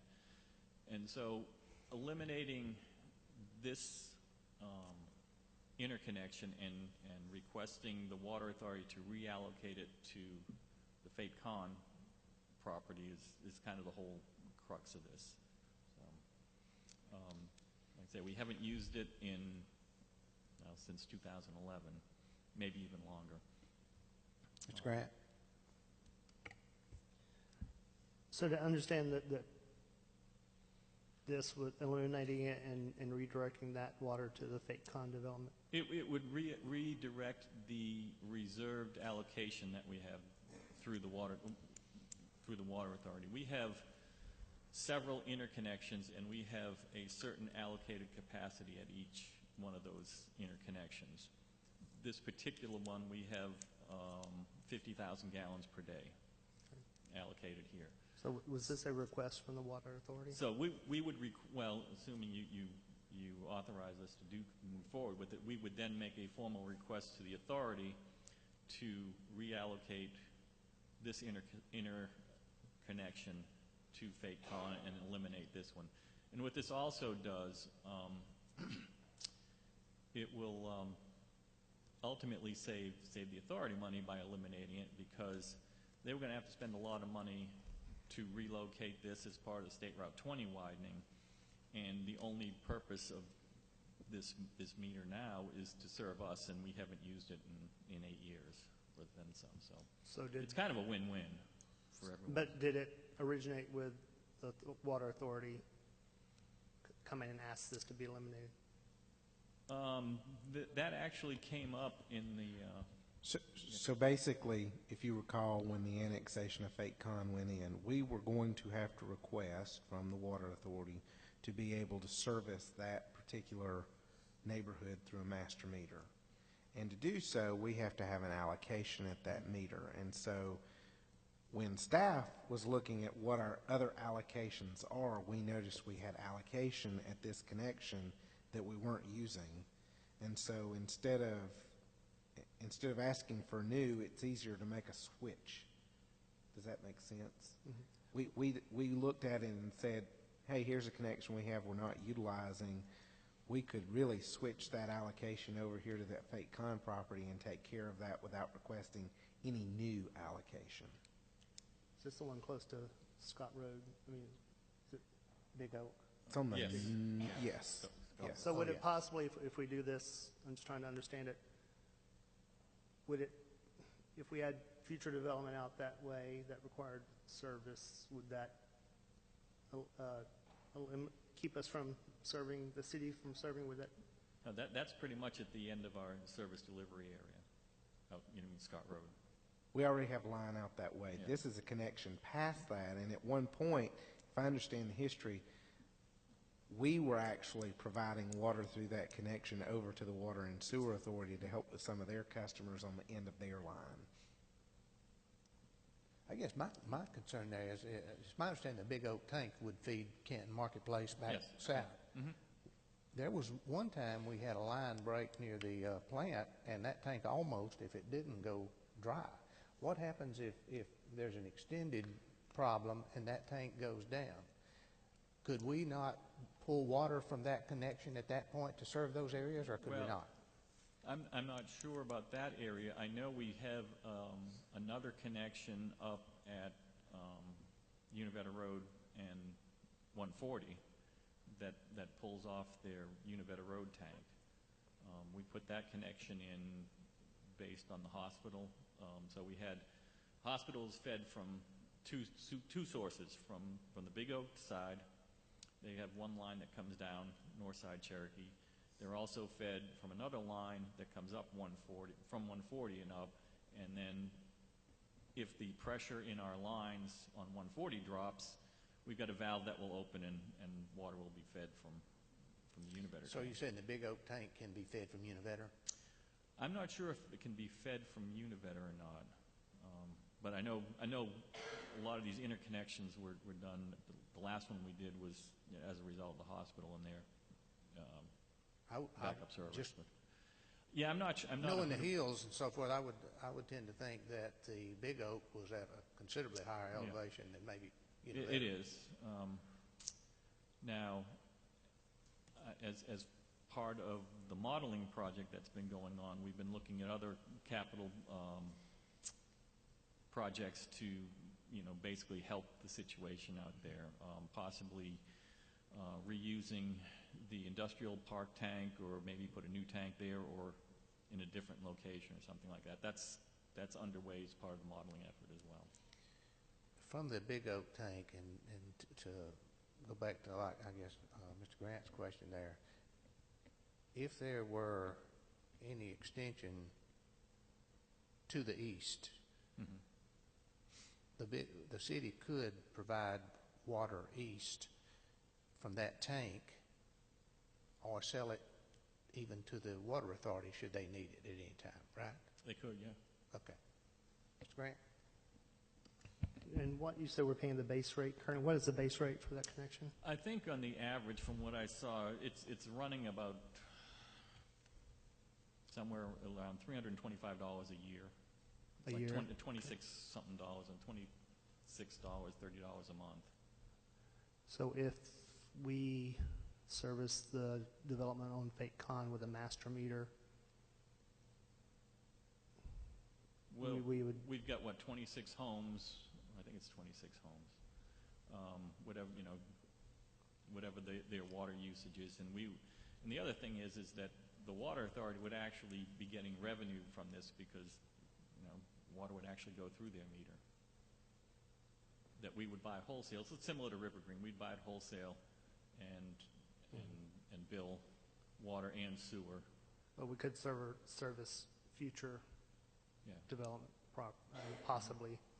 Yeah, the 50,000 gallon is a way overkill on what we would need.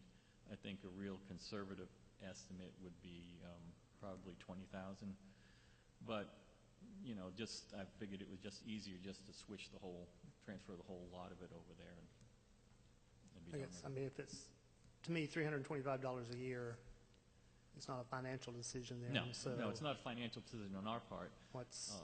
But from the authority's part, it would be, okay, well, now we're actually going to be getting some revenue through that meter. I'm sure it's in their best interest, but I'm wondering what's in our best interest. And actually, to go back on that, part of the reason this came up as well is the fact that the Water Authority is working on their plans as it relates to the relocation of their lines on Highway 20, and this is one that they would have to deal with as part of that GDOT expansion project out there. And so it basically came up from both ends, our discussion of Fake Con and their concern about whether or not we were going to keep that interconnection at Weaver Circle. Anyone else? Any questions? Okay, thank you. And I got one more. Now we'll get to the racetrack. This was just kind of a formal vote on maybe changing direction from the previous vote after we met with the Water Authority on that one piece of property. Yeah. I think the recommendation is that we relinquish that to that area for racetrack to the Water and Sewer Authority. Yeah, if you recall, I had mentioned to you in March that site was formerly on septic.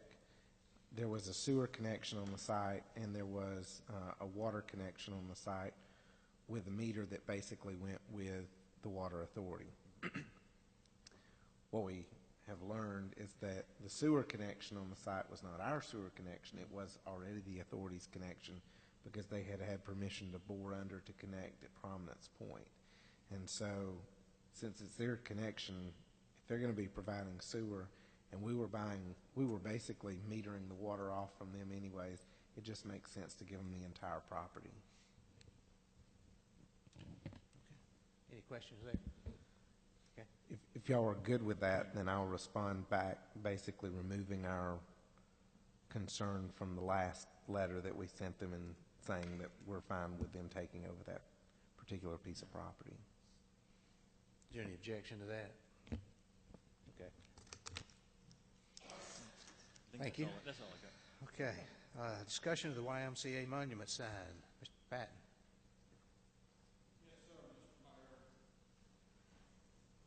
The YMCA submitted for the sign permit on the freestanding monument sign that City Council looked at several months ago. When they submitted their application, there was a slight change from what City Council had seen and approved with the original sign. They are still planning to keep the channel lettering in the copy change area, but with the submittal that they sent in with the permit, they're also wanting to utilize these aluminum composite marketing panels that would slide in and cover that changeable copy area that would be in place for certain amounts of time for events associated with things with YMCA, because that is something that City Council had not seen. We wanted to bring this back before City Council to see if you had any objections to that being part of that sign that the YMCA, the city, does on the property. Is it lit at all behind? Yes, sir. Mr. Grant? Oh, it's my question also. Notice that they added the city logo to the top, but the sign itself, the top, other than the changeable portion, graphic portion of the copy board, the top of the sign is still LED lit, and I believe we had some discussion about whether that was in our sign ordinance or not. There is language that LED, LCD is not allowed. Do have via email from the city attorney that as long as those lights are covered by something, then those lights can be utilized within a sign. This is coming at me two different directions now on two different things. The way I was thinking of it was it's a bulb, and the fact that it's an LED bulb doesn't make it prohibited. We have a definition of LED sign that talks about electronic. The sign itself is LED, meaning it's a TV screen that changes. That's the definition of an LED sign. This I view as just a different type of bulb, so that if you have a cover over it, you're within the ordinance. You're not an LED sign. It still makes it an internally lit sign, though, correct? Correct. And is that allowable in our sign? Yes. Yes, that's what we've mandated. I saw it, and it's just a new kind of bulb, a brighter bulb. So if you want to prohibit that, we need to do it. I don't think the ordinance addresses the type of bulb you put behind a sign that has an opaque face on it. And my question was more the internal illumination.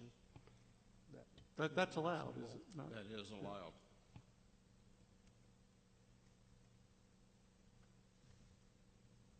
Is the panel that is on there, that would be considered part of the sign, right? Correct. It would be something that would have the ability to slide in and out, if you will.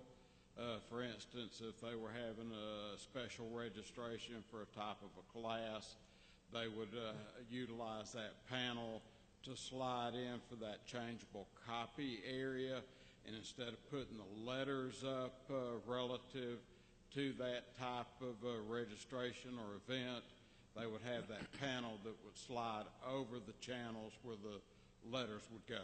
So the size of the sign, as far as regulations go, is the exterior side or the size of the actual verbiage that's on there, or it's content? based upon the square footage of the copy area and the signage.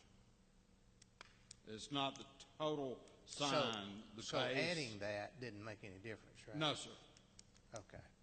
No, sir, it's the exact same square footage of the changeable copy area that would have the letters and the channels to hold those letters. But this would be an aluminum panel that would slide over those channels. Okay, so are we assuming that all the panels that slide in would be dealing with issues at the YMCA? I have not specifically asked that question, but I would tend to think that they wouldn't want anything up in their changeable copy area that wasn't associated with the YMCA. What about the sign that's on the building now? I know that's a different animal, but is that within the regulations?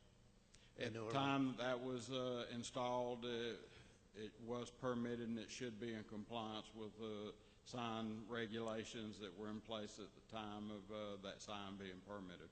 So you could have a monument sign and a sign on the building in the same side, I Correct. guess, and one on the other side.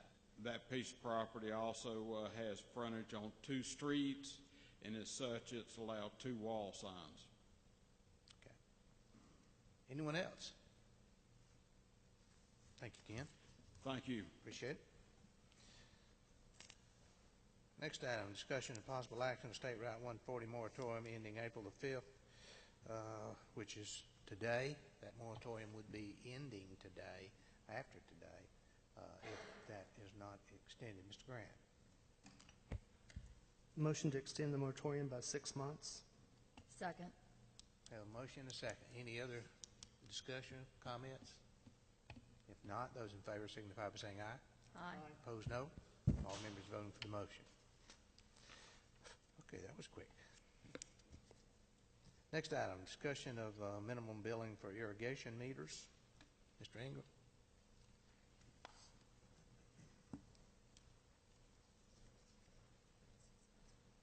Thank you, Mayor and Council. You have before you today of our current irrigation rates and a history of those since inception back approximately 7-8 years ago. Just as a memo, the city has about 600 irrigation meters in the community that are separately billed. We're providing these to you, and I'd like to also reiterate that we're right now going forth with a rate study, and if council would suggest, we'll make it a point to make sure that that's a topic of discussion when we address the rates in the rate study. Okay, obviously, this was, I guess, precipitated by a utility customer that was not using his a meter during part of the winter or rainy season or whatever, and yet was still having a monthly minimum charge. That minimum charge at the current time is somewhat more than the minimum charge for the meter that supplies the residents. And so I think that was part of the concern there, and I didn't realize that either, actually. So quite honestly, personally, I would think that it ought to be no more than the one for the personal residents. But I understand that, like the one for personal residents, if you don't use any water, you still got a minimum bill, because they still have to read the meter, they still got to probably maintain it from time to time, maybe, and other things. So I think there probably should be a minimum bill, but I think it probably ought to be more in line with the residential meter. That's just me. Anybody have any questions? Nick? So I guess Mr. Burney here, I'm reading his email again, and he had presented it to us, and he brings a good point up about the fact that, I got to imagine, and I'd be interested to get data to support this, but the cost would be more around people going out and reading the meter, staff going out and reading the meter versus kind of the maintenance for when it's not being used. So if there was a way that we could kind of prove that that we're able to, justify, if we already, effectively, he has a meter for his home and then a meter for the irrigation, and so someone's going out already to read it, so I get charged. I can't speak to the reason or the philosophy why it was initially made higher than the potable water meter. Conservation, at the time, maybe it was a drought year, and they wanted to stress conservation to the customers. I don't know, that's just one hypothetical scenario. But we do know that there's some surrounding entities that have some different billing scenarios, like during the wintertime, they'll reduce it or eliminate it if there's zero consumption. And those are some of the ideas that I think would be wise for us to present to the firm that's doing the rate study and say, take a look at this, look at some of the options, look at some of the things that surrounding areas do, and bring that back to council. Yeah, and I think that's, I'm an impacted citizen of that too. I always used to do something where I'd get the bill and I'd go, darn it, wow, this is expensive, and I'd call up and then they'd shut it off and then we'd turn it back on for $50 or whatever. And so I think getting some information to prove what's the best practice is absolutely valuable. I just wonder, when you go to read the meters, are they read simultaneously? You go out and you read the customer's water meter that he uses and also the irrigation meter at the same time? Yes, ma'am. How much more work is it? Negligible. Not much, right? It's the same amount of work as it is to read the first meter, right? That's correct. So you're going out and you're spending 5 or 10 more minutes reading an irrigation meter? It's auto-read. It's dry. Auto-read? Yes, ma'am. And it's the same time? I would just mention, you have to remember, it's not just the cost of the person going out and reading the meter. It's the fact that, we have financial billing software that is spread across all utility customers. We've got, we've got equipment that's spread across all of those customers. So it's not just reading that one meter. When you have a meter, there's associated costs with the overall performance of utility billing that's associated with that. And it's beyond the person. But as I understand it, you're going to bring us back some best practices for this. Absolutely. And maybe look at lowering the rate if we have a meter rather than customer rate, right? Sure. We'll bring up a lot of different scenarios. Anyone else? Okay, thank you, Nick. Let's see now.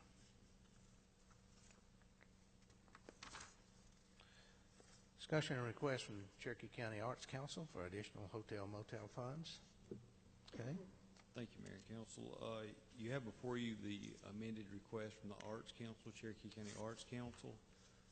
Management has reviewed their request, and according to our new policy, we've now presented to Mayor and Council for your consideration to fund that from hotel motel tax funds. And I believe there's some individuals from the Arts Council that can speak if you have any questions. Okay, that is. Any questions? I have one. Yeah. The new development, like the website and some of the tools that you're going to be using, will not just be for the arts festival. Will it be things that you'll be using all the time? Everything that's being developed, pardon me, for the promotion of the arts festival will be used for the arts festival. So the new website that you see listed in the request, right? It's for a website specifically dedicated to the festival, so that people have to navigate through the Arts Center page. The artists can come to the festival page. The vendors come to the festival page. Forward-facing to the public. That will be maintained from year to year. Okay. And it will be festival specific for this specific Canton event. So that would be something that would be put in and maintained around all 365 days a year. That is correct. Thank you. Let me ask, what is the amount that, say last year, that was netted for the arts center out of the Festival of the Arts. I'd have to ask our treasurer, who's here with us today. Yeah. Just give me a moment, Mr. Mayor.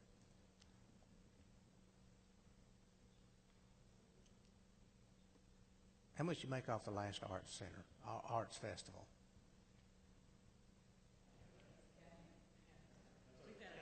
We tried to cover all of our bases. Okay. Okay, yeah, last year, we netted $25,000. Okay. And not that I would want you to do this, but I was wondering, you know, it's Cherokee County Arts Center and Arts Festival. Y'all don't have one in Woodstock, do you? That's correct. And is there a reason that you don't have one in Woodstock once a year? I mean, if you make $21,000 in Canton, you ought to make at least that in Woodstock, right? And Woodstock has some of its own art communities as well. They do put on festivals down that way. Here in the city of Canton, Canton is where I know we're called the Cherokee Arts Center, but this is certainly our home base is in Canton. All of our people coming to visit us are here at the Canton location over on North Street, the old church. Our investment is here in Canton. I would love for us to be large enough to be able to branch out in other cities, and certainly that's something we can talk about going forward. However, right now, all of our focus is on the city of Canton and trying to bring people here. You don't get any money from Woodstock? No, sir. You don't get any money from Ball Ground? That's correct. Holly Springs? Unless it's their citizens coming to Canton to take classes, that's the only money we have coming from there. Okay. And this is the first year that you will have actually hired a management firm to operate that, right? That's correct. Okay. Okay.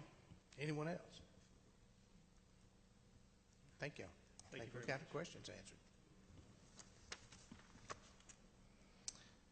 Okay. Discussion of the revisions of the City of Canton smoke-free air ordinance. Mr. Goodwin. This is what I brought up last meeting. I've done quite a bit of research on cities that are smoke-free and in all areas instead of just being in certain areas, and they also, I think they patrol it a little tighter than maybe we do. And I've had a lot of people call, complain about this. Especially families, children, getting a lot of medical people coming to Canton now, and they're asking about change, if we would consider changing this to a citywide ordinance, and also the vape, as well as cigarettes and pipe and tobacco of all sorts. So I said I'd bring it up. Okay. I would. Ms. McGrew? Thank you. Mr. Goodwin, on your page 4/8, the 4th definition, smoking means, I'd like to see us include vaping into that definition. And I wanted to point out that I fully support anything we can do to curtail this dangerous habit and clean up the litter that's on our streets in front of Mid-City Pharmacy, Green Line Brewery, and the jewelry store. The gutter every day is full of cigar butts and cigarette butts, and it's unsightly, and we want to put a cleaner foot forward, make a better impression. I think, you know, we've had relentless complaints over the last few years about smoking on the sidewalk in a particular area here in downtown. That's just, you know, and it's allowed within so many feet under our current ordinance from the door to the establishment. But, you know, I personally think we ought to have a very simple smoke-free city, such that any public property, any public buildings, any parks, there should be no smoking in that, or vaping, I guess, if you had that. And yet, on the other, in the businesses, I think probably we could, allow whatever the state law allows, which I think, the state law does. If you invest thousands of dollars in a particular area in a restaurant, that it could be smoking in that area if they're willing to do it and it meets certain conditions. I would reluctantly, and I'm not even sure we could, prohibit smoking in private businesses anyway. But I think there are regulations that would allow them to do that if they meet certain conditions from the state law. I mean, our current ordinance prohibits smoking in private businesses in the public areas of those businesses. Public areas, okay. Right. Yeah. So in the lobby of a business, but obviously in your own offices. So it already does prohibit and regulate. But the state law does that also. I mean, the state law wouldn't let them smoke in the public areas, would they? I think they have to meet those I think the standards. city of Canton ordinance is much stronger than the state law, but I haven't looked at the state law in a long time. This was certainly at the time this was adopted, it was about as strict as you could be. Yeah. And I don't know, I mean, we could look at it, but other than banning it anywhere in the city, I don't know what else you can do. Mr. Mayor? Well, I tend to agree with that. Yeah. That's good. I'd like for our city attorney to look into this and see, if we can write something to address this. Because I think, I'm not hearing anybody object to it as of yet, but I've had a lot of support since I brought this up at the last meeting. And I've had several people call about the vape as well as the tobacco as well, because it's just a nuisance and unhealthy for anyone. And you're right about the trash and everything else. It's in a lot of areas that we have a lot of trash there, and it's very unsightly for our city. Mr. City Attorney, could you I can bring something back? certainly look and see what options we'd have to, the only thing that comes to my mind is just actually banning it on sidewalks. Because right now, we don't regulate it outside, meaning people can smoke outside in the city. Could we not ban it citywide? On public property you can, right? Yes. That's. It's already, I think it's banned in parks. It is. I think it's already, Yeah, it's it already park is. reg, but So the gap is the ordinance says no smoking in the public areas of a building or within a certain number of feet of a door. So that sort of implies that you can smoke elsewhere outside. Yeah, I think we would need to stop that, because otherwise you'd have a hole in it there every time. it also, 15 feet of the door, and you can't smoke inside or outside? I don't understand that. it also allows you to smoke outside, like at a restaurant where they have an outside area. I think our ordinance currently allows that. Yes. No, the ordinance clearly allows it outside. So if that's what we're talking about, we've got to figure out how to do that. Well, I don't know. Go ahead. Mr. No, I'm talking about, the only thing that's left to do is prohibit it outside. And we've got to figure out how we're able to do that. The signs on buildings, and I noticed on the tables when, what was the name of the place? The Snug was open. There were signs on the tables, no smoking. Signs on the telephone poles, no smoking. And it is 15 feet from an entrance that you are not allowed to smoke outside. I have concerns about our historic buildings. And I realize that the property owner has a right to do what they wish inside their building. But I am concerned about a fire inside of one of our historic buildings that might be a little dried out, a little musty already. Of course. So I just wanted to express that concern. That's a good point. Good point. Mr. Estes? I guess, reading this ordinance, I think it's probably worth us, similar to what we were doing with the alcohol ordinance, it's almost how do you get it in something that's manageable? Because I don't know, our ordinance talks about can't smoke in aquariums and zoo and galleries or sports arenas. So, we probably took this from something in 2004 that could probably be cleaned up, and I just would, I guess the recommendation for my opinion would be is if we want to be a smoke-free, how do you take that step function to be able to say it's much simpler and easier for our police to manage and police it appropriately, because right now I wouldn't know what to manage. But let me ask, I'm sorry, go ahead. I want to give you a scenario. Today, I noticed at Walgreens, one of the ladies that works there came outside while I was getting in my car and sat down on the bench and smoked. That was her break. She went outside and smoked. And I waited and watched, and when she put her cigarette out into the trash, I think the pushback may be from some of the employers who have employees that can smoke outside on their break. That wouldn't be, that's not prohibited now, is it? And it wouldn't be prohibited because that's not public property, you Well, say. one of the That's issues private you're property. one of the issues you're going to have is that when you say that you don't allow smoking on sidewalks, people are going to question what's a public sidewalk and what's a private sidewalk. I mean, inside of a commercial shopping center, those are not public sidewalks, but to the average citizen, they may think that the rule applies to those as A well. shopping center is private property. Well, I mean, we have to understand that. We understand that. If they're smoking in the street that we maintain, that's public property. But if they're smoking on a sidewalk at a shopping center, that's private property. I mean, we can't do anything about that. I understand that, but we get lots of phone calls from the public that don't necessarily always understand the difference between public property and private property. That's why we have a great city manager to explain that to us. Yes, sir. Okay.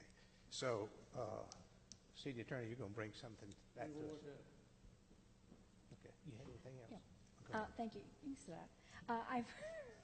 I wanted to ask if we could think about, and it might be totally not able to do it, but request that people go to their back side of their building to smoke.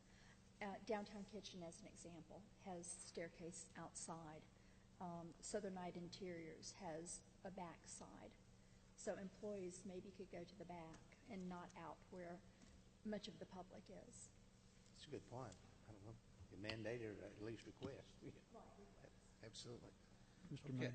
Well, what I had said was in public, areas. And I think that maybe that our attorney could try to draft something to that degree. You mean even on private property in public areas? Well, not in someone's home or their yard, obviously, but. But I mean, private property like Walgreens, for instance, that's Yes. private property, but it's open to the public. Right. Right. I think maybe they could designate something, they're close to the woods there, maybe they could designate an area back there away from all the public, because there's nothing behind them but kudzu, so, it's not much of it is. Yeah, that's a good point. Good point. Thank you. Anyone else? Okay. Item P, discussion and possible action on multi-city contract for service delivery strategy assistance through Brown Pelican Consulting Services. Mr. Peppers? Yes, sir. As you may be aware, we're responsible in the next year to complete our service delivery agreement with Cherokee County, and that's an agreement that all of the cities participate in. And in discussion with the other city managers, we basically reached out for proposal to private consulting firms to handle the city's municipality side of that agreement process. We selected a vendor, Brown Pelican, because of their history in negotiating service delivery strategies across the state. They proposed a fee of $12,500, and so basically what we did is we took the combined municipal population as it was in 2010 and prorated that fee based on those cities. And so our portion of the fee would be less than $5,000. I would suggest that the city move forward with approving this agreement. Some of the other cities have already approved and signed off on it, and they would like to go ahead and get started on this particular strategy. So we wouldn't be in for more than the $5,000 as it sits today. It's a good thing. Anybody have any comments, questions about that? I think we need that assistance as one of the cities, and it will help us in our negotiations with the county for sure. Mr. Grant? Motion to approve. To approve. Mr. Goodwin seconded, Mr. Grant made the motion. Any other discussion or questions? If not, those in favor signify by saying aye. Aye. Opposed, no. All members voting for the motion. Thank you. Okay, discussion of Park and Recreation Advisory Board recommendation for the city parks. I'm going to handle this, but Ms. Stout is here. She can help out with any questions you might have. If you recall, in March, Parks and Recreation basically came before the city and said these are some ideas that we have as it relates to some improvements in programming that we would like to suggest. Staff went back and looked at those and worked with Parks and Recreation to basically put them into phases as to what we could do in certain lengths of time. And what you have before you is a document that basically outlines what we could get started before the summer, what would take place up until the end of summer, which would be phase 2, and then projects that would take place into next fiscal year.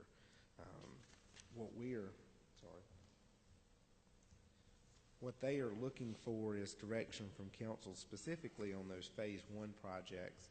If you recall, what we talked about was in that area on that high point next to Etowah River Park, installing basically a concrete pad and then going back with a subsurface over that for basketball and volleyball at that location, adding some benches. The total cost of that project would be about $47.5 million, and that could be put in place before the summer. That would be paid for out of impact fees for Parks and Recreation. We did talk about some of the activity tables, the precast tables that are weather resistant. The cost of that would be $10,000. Those could also be paid for by impact fees. And then the last part of the process was looking at putting some part-time employees down at the concession stand area of Etowah River Park during select hours per week during the summer months that could be available not only to handle people who wanted to check out a basketball for the basketball court or equipment for the facilities, but also to help restock restrooms during some of our peak hours, help clean up down there as well. We get concerns every once in a while from citizens as it relates to the amount of use we get in that particular park on the weekend. And so during those summer months where we expect more and more activity, it'd be nice to have some part-time people down there to help keep those facilities in good working condition, specifically on the weekends. So we've estimated the cost for running out of the concession stand for the summer, May through August, at about $20,000. Most of that we should be able to fund out of the rental car tax. Recreation is one of those areas that can be funded out of the rental car tax, and we've got a little bit of money in surplus in that account. And so that's where we would target those funds for the summer. I only have one concern. I fully support all these items here, and I think the Recreation Commission would be commended on working to provide this proposal to us. And I guess Mr. Goodwin and I may be the only two that were here at the very beginning of the Etowah River Park development. Now, I can't tell you specifically all that was said by the engineers that were working on that, but by and large, we were led to believe you could almost put nothing that was vertical within that park. Very well, we had a little bit where the I guess when you first go in there, part of the amphitheater and part of where the restrooms and stuff like that are. But most of the rest of the park, I understood that, you could almost put nothing. I'd like to get a clarification from the engineer, probably the same ones that did the park, and just to make sure what we can put in and what we can't put in that turns out to be partially or wholly vertical. Sure. Okay, with regard to restriction of flow, or whether or not there's any concern about concrete pads, affecting absorption and so forth like that. I don't know that there is. I hope there's not. And I think they're all good projects and I'd like to see them. But I would like to get that clarification so we would really know how to proceed in the future as far as anything we can put, what we can and cannot put in those parks. That's good. He's correct. They did give us all that information before, and I guess that was pretty much when we were talking about putting a baseball field. Well, it was to start with, yeah. And that's what brought some of it up. That brought a lot of it up. But, you know, so far, maybe it's just the weather we've had. Even though we've had a lot of rain, we haven't had the flooding that we've had in the past. So maybe things are changing a little bit on the water flow. I don't know. I think all of the items that are proposed in Phase 1 are in that area that's identified as outside of the floodplain in that particular park, so I don't know that those would necessarily be an issue. Yeah. The bigger concern would probably be in Phase 2, which is on the back of that sheet. Those are the projects that they were looking at for the summer, which is basically expanding parking at Heritage Park, adding that section of trail that's between that new parking area along the river and some of those improvements in that area. We can definitely get an answer on that. I don't think that should be a problem at all. Okay. Mr. Grant? I'm also totally in support of these recommendations as well. Just on the employees at the park, who would they report to? They would fall under Public Works. Public Works. Public Works has a position now that's responsible for the overall booking of fields through the park. So when we work with groups to rent soccer space, for instance, down at Bowling Park, all of that's handled by Adam Dodson. These two positions would report to him. Okay. And the concession space, is that already exists there in the It does. the and restroom area? So if you're facing, if you're looking at the playground equipment, and then you turn around and look at the building that's there, the restrooms are on the left side of the building. The concession area is on the right side of the building. It's already secure. There's already an ice machine in there. There's a refrigerator in there. There's equipment that's already in place. So it shouldn't take much to open that no up. facility costs there. So, Well, okay. you know, in our minds, we were thinking, you know, we'll work something out with possibly Coca-Cola and have, you know, sports drinks out there and maybe have popsicles for sale out there. You know, when it gets hot in July, it'd be nice to have somewhere you could buy a drink right there and help subsidize the cost of some of that work on site. Thank you. Mr. Griff? Thank you. I've expressed my desire for trees in Etowah River Park before, and I see that you've proposed benches. I'd like to see a tree with a bench. That way, as they mature, people would have a shady place to rest. Sure. So the benches in the first phase are next to the basketball court, so we don't want to put the trees next to the basketball court. But when we do include those trees in Phase 2 that are closer to the river or additional benches along the trail, absolutely. And why don't you want to put them by the basketball court? Because you'll end up with sap and leaves that create debris on the court, and you'll end up deteriorating the court over time. You can plant them further away from the court. You can. Because litter's going to blow onto the court anyway, regardless of whether a tree is 50 feet away, or 100 feet away, or 15 feet away. I would just argue that, you know, I'm not arguing. I would just advise. We can argue. It's okay. I would just state that, you know, within 20 feet of the court, you've got a shaded pavilion.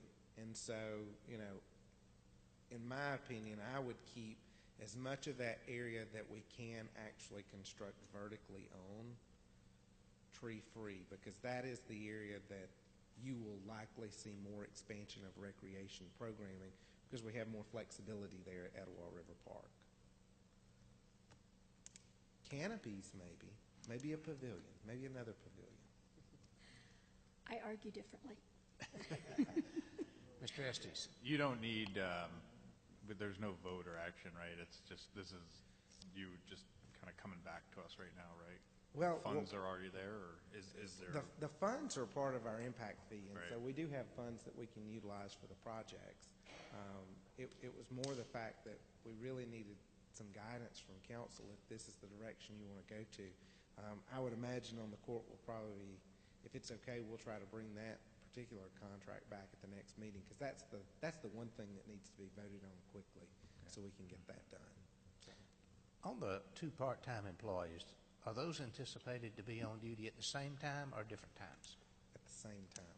We've basically put about 30 hours a week in there, and the idea was that, you know, we would, and there could be a little bit of overlap there, but we definitely want those employees at the park during the weekends, because that's when we don't have as many public works employees that are working traditional schedules. So refilling toilet paper in the bathrooms, weekends tend to be our higher uses at the park anyway. So you think most of their hours would come over the weekend?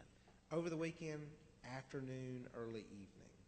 I think originally what we had talked about was that if you had a period of, say, 3:30 to 7:30 or 3:30 to 8:30 weeknights, and then having a period of maybe 8 hours a day on the weekends, that would be the way to go. But then, of course, they'll also have the flexibility. If it's pouring rain, then there's no need to open up the concession stand, and we don't need employees there that day. Right. So, Okay, Mr. Goodman. Yeah. One other thing, I know we talked about passive and active parks for quite some time. And as far as I know, Heritage is still a passive park. We talked about having organized teams over there playing, and not only that, large groups of not organized, but not a league, but they're actually over there playing a lot even now. I was driving by yesterday, and I noticed there was about 15 of them over there kicking a ball, and they was all going toward the walking track. I haven't heard anything yet, but I'm sure that'll come up. I just wanted to see where we are on that. I think, I consider active is where you end up with organized activities. I mean, if you got a basketball goal down there and 2 or 3 people want to go out there and shoot basketball, then, I don't really see that as really active necessarily. But I do see it if you've got organized soccer teams wearing uniforms out there and playing soccer and kicking the ball across the walking trails and so forth. That's active. Or football, or playing baseball, or something, with a team sport. I think that would be active now. But and what I see here, to me, does especially these items don't. Many of them are certainly what I would consider passive, but if there's active activity, I mean, we've already got soccer at Etowah River Park, but Heritage Park, that's a little different animal I see than Etowah River Park. Well, I think some of that falls really to the discretion of an officer who responds to a call. If there is a call, if you've got, a family of 4 and they're having a picnic and they decide to bring a soccer ball and kick it around, I don't think anybody's going to have a question with that.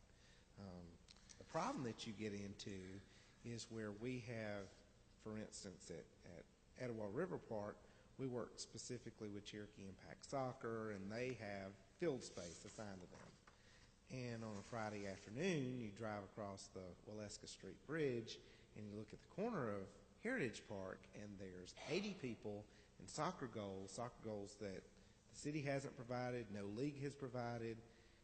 It's really a group of community people who are out there playing. I don't know how organized it actually is, but to the eye, it would appear to be, team sports. So is that the question? Is it team sports? Is it individuals? I think that's one of the concerns that we have in the definition of active and passive. Is how are we going to truly define that? What discretion do you give to the officer to go out there and say, hey, there's 100 of you out here. You've brought goals. You're now an organized sport. I don't see anything here that's proposed for Heritage Park that would change that to no any kind of active concern. No. Okay. Is there signage that people that wouldn't necessarily know that Etowah River Park is a active park and Heritage Park is a passive park?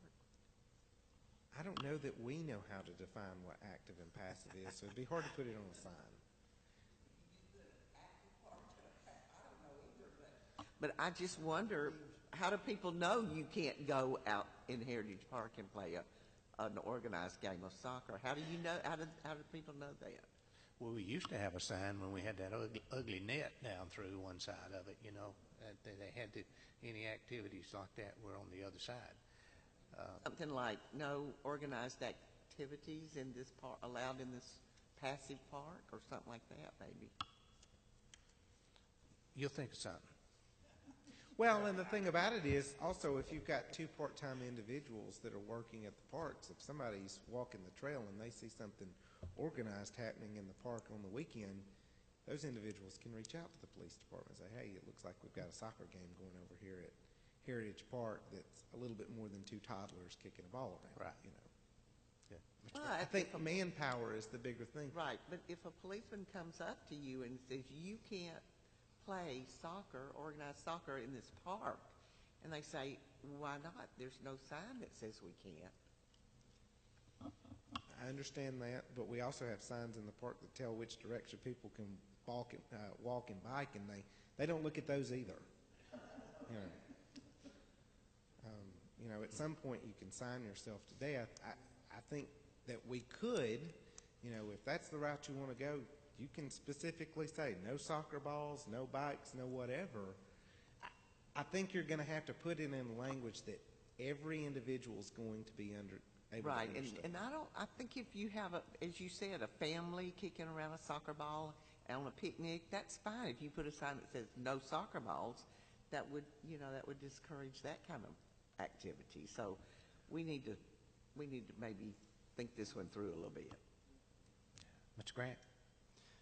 Yes, it was my understanding that we had some question about whether Heritage was active or passive, and did we change that when we took the net down? And I thought the vote was take the net down and make it active, but I know some of us disagree on that. But also, it was my understanding that we were going to ask for recommendations from the Park and Recs Board about Heritage and you know, active versus passive activities, and you know what, and then you know, maybe posting park etiquette signs might do the trick or something. But you know, I think you know, if you can't say there's no activity no activity allowed at all other than walking around the trail, we've got a lot of wasted space there. But I mean, that was my understanding. We were going to ask for recommendations. I don't know if that was.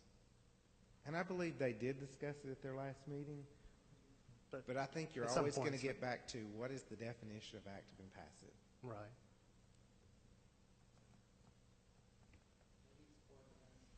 Yeah, maybe that's the key. Organized. Some sports that are organized are very unorganized too. So. Okay. Anyone else? I am delighted to see all of this, the plans that Parks and Rec, that they've come up with, and the ways to fund it. I'm delighted to see it. That's one of the things we've been asking for, and I'm delighted to see that. Can we go faster? That would be my vote. Keep going faster. Working on it. It's a great list, though. Thank you for the water fountain in the park. Oh, yeah, it was installed last week, and there's others to be installed. We just have to physically get the water lines in place. Right, and public may not realize that it's for humans and for animals. There's a low bowl for Or critters, really, really short people. for really short people. Really, Thank you for doing that.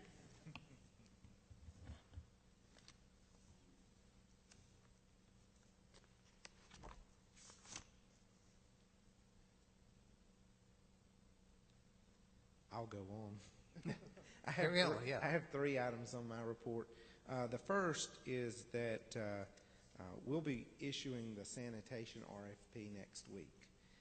And our goal is to get that, get responses back from that by the end of May with an award of that in July.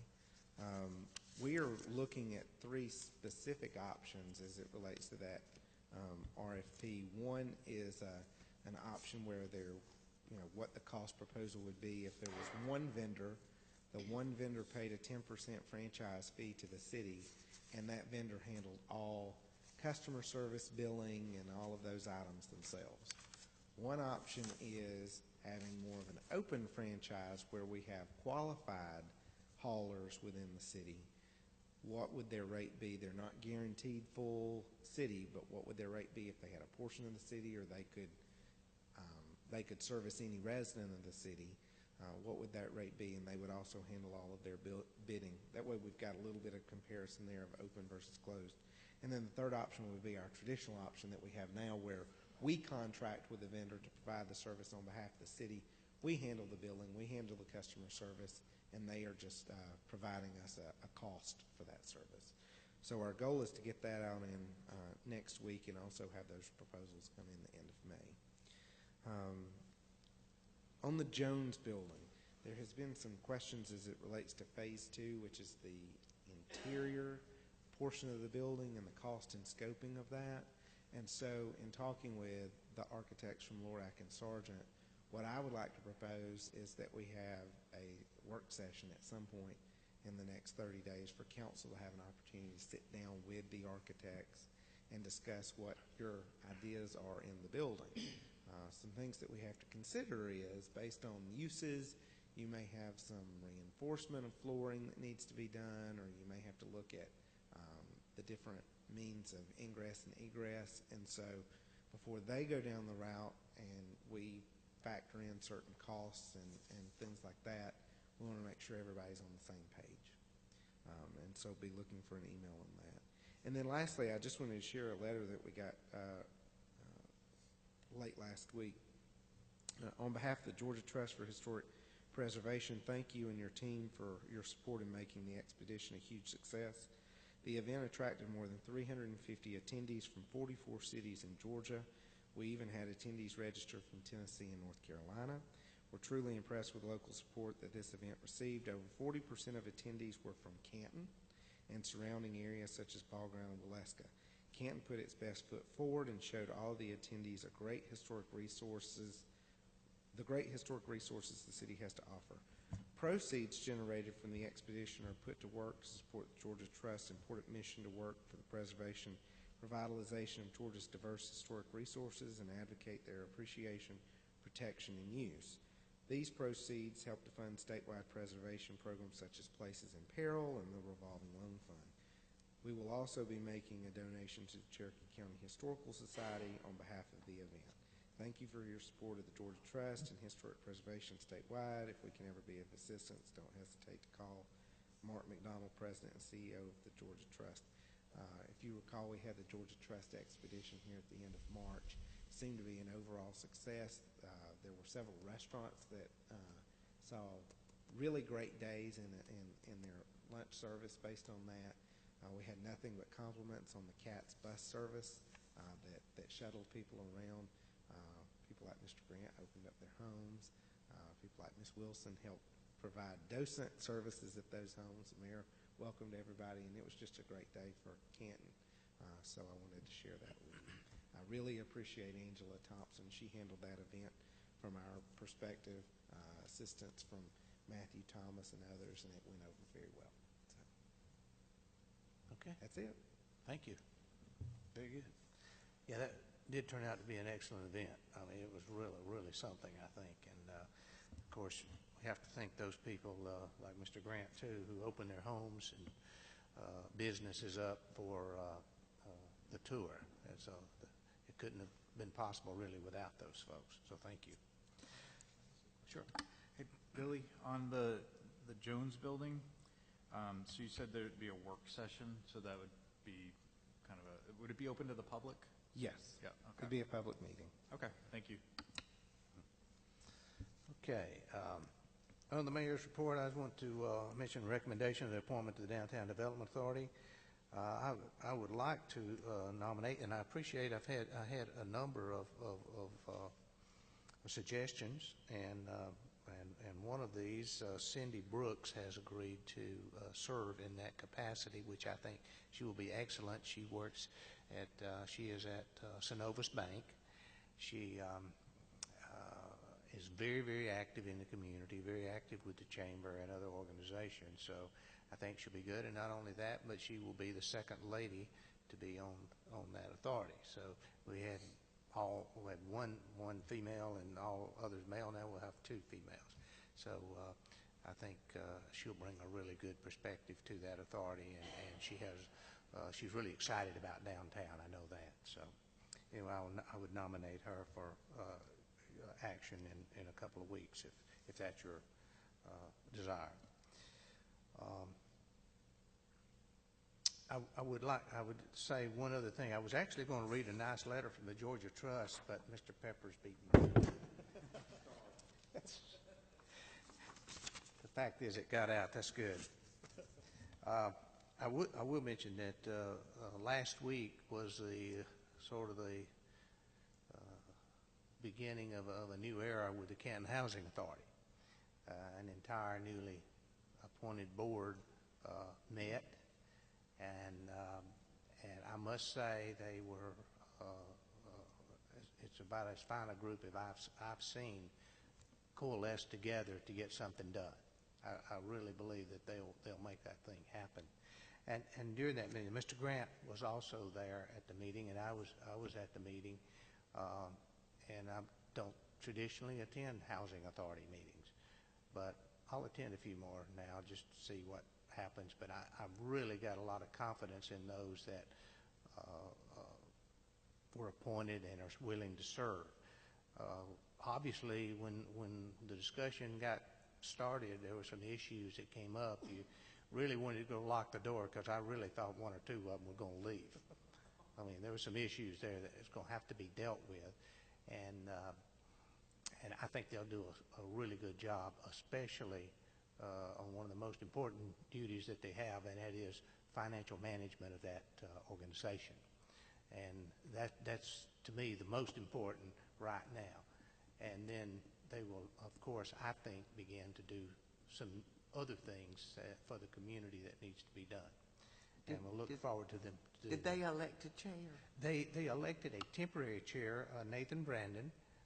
Ms. Stanton was elected temporary vice chair. Is that right? I think that's what it said. They're going to do it for I forgot, 90 days or something like that. I think some of them were really even a little cautious about taking on some of the duties there. But so they want to get a little better feel as they move along. It was my perception over the next 2 or 3 months, and then move forward. I think, and Meg Rogers, I see Nathan, Brandon, Susan Stanton, and Meg Rogers were the signatories elected to sign the checks, on behalf of that authority. So they got that taken care of, which was something that had to be done immediately. But I have a real optimistic outlook for the Housing Authority now. Okay, we have an executive session regarding potential litigation, and I will entertain a motion to adjourn into executive session. Mr. Goodwin made the motion. Ms. Wilson seconded the motion. All in favor signify by saying aye. Aye. Opposed, no. All members voting for the motion. We do not anticipate coming back out and voting at this time on anything.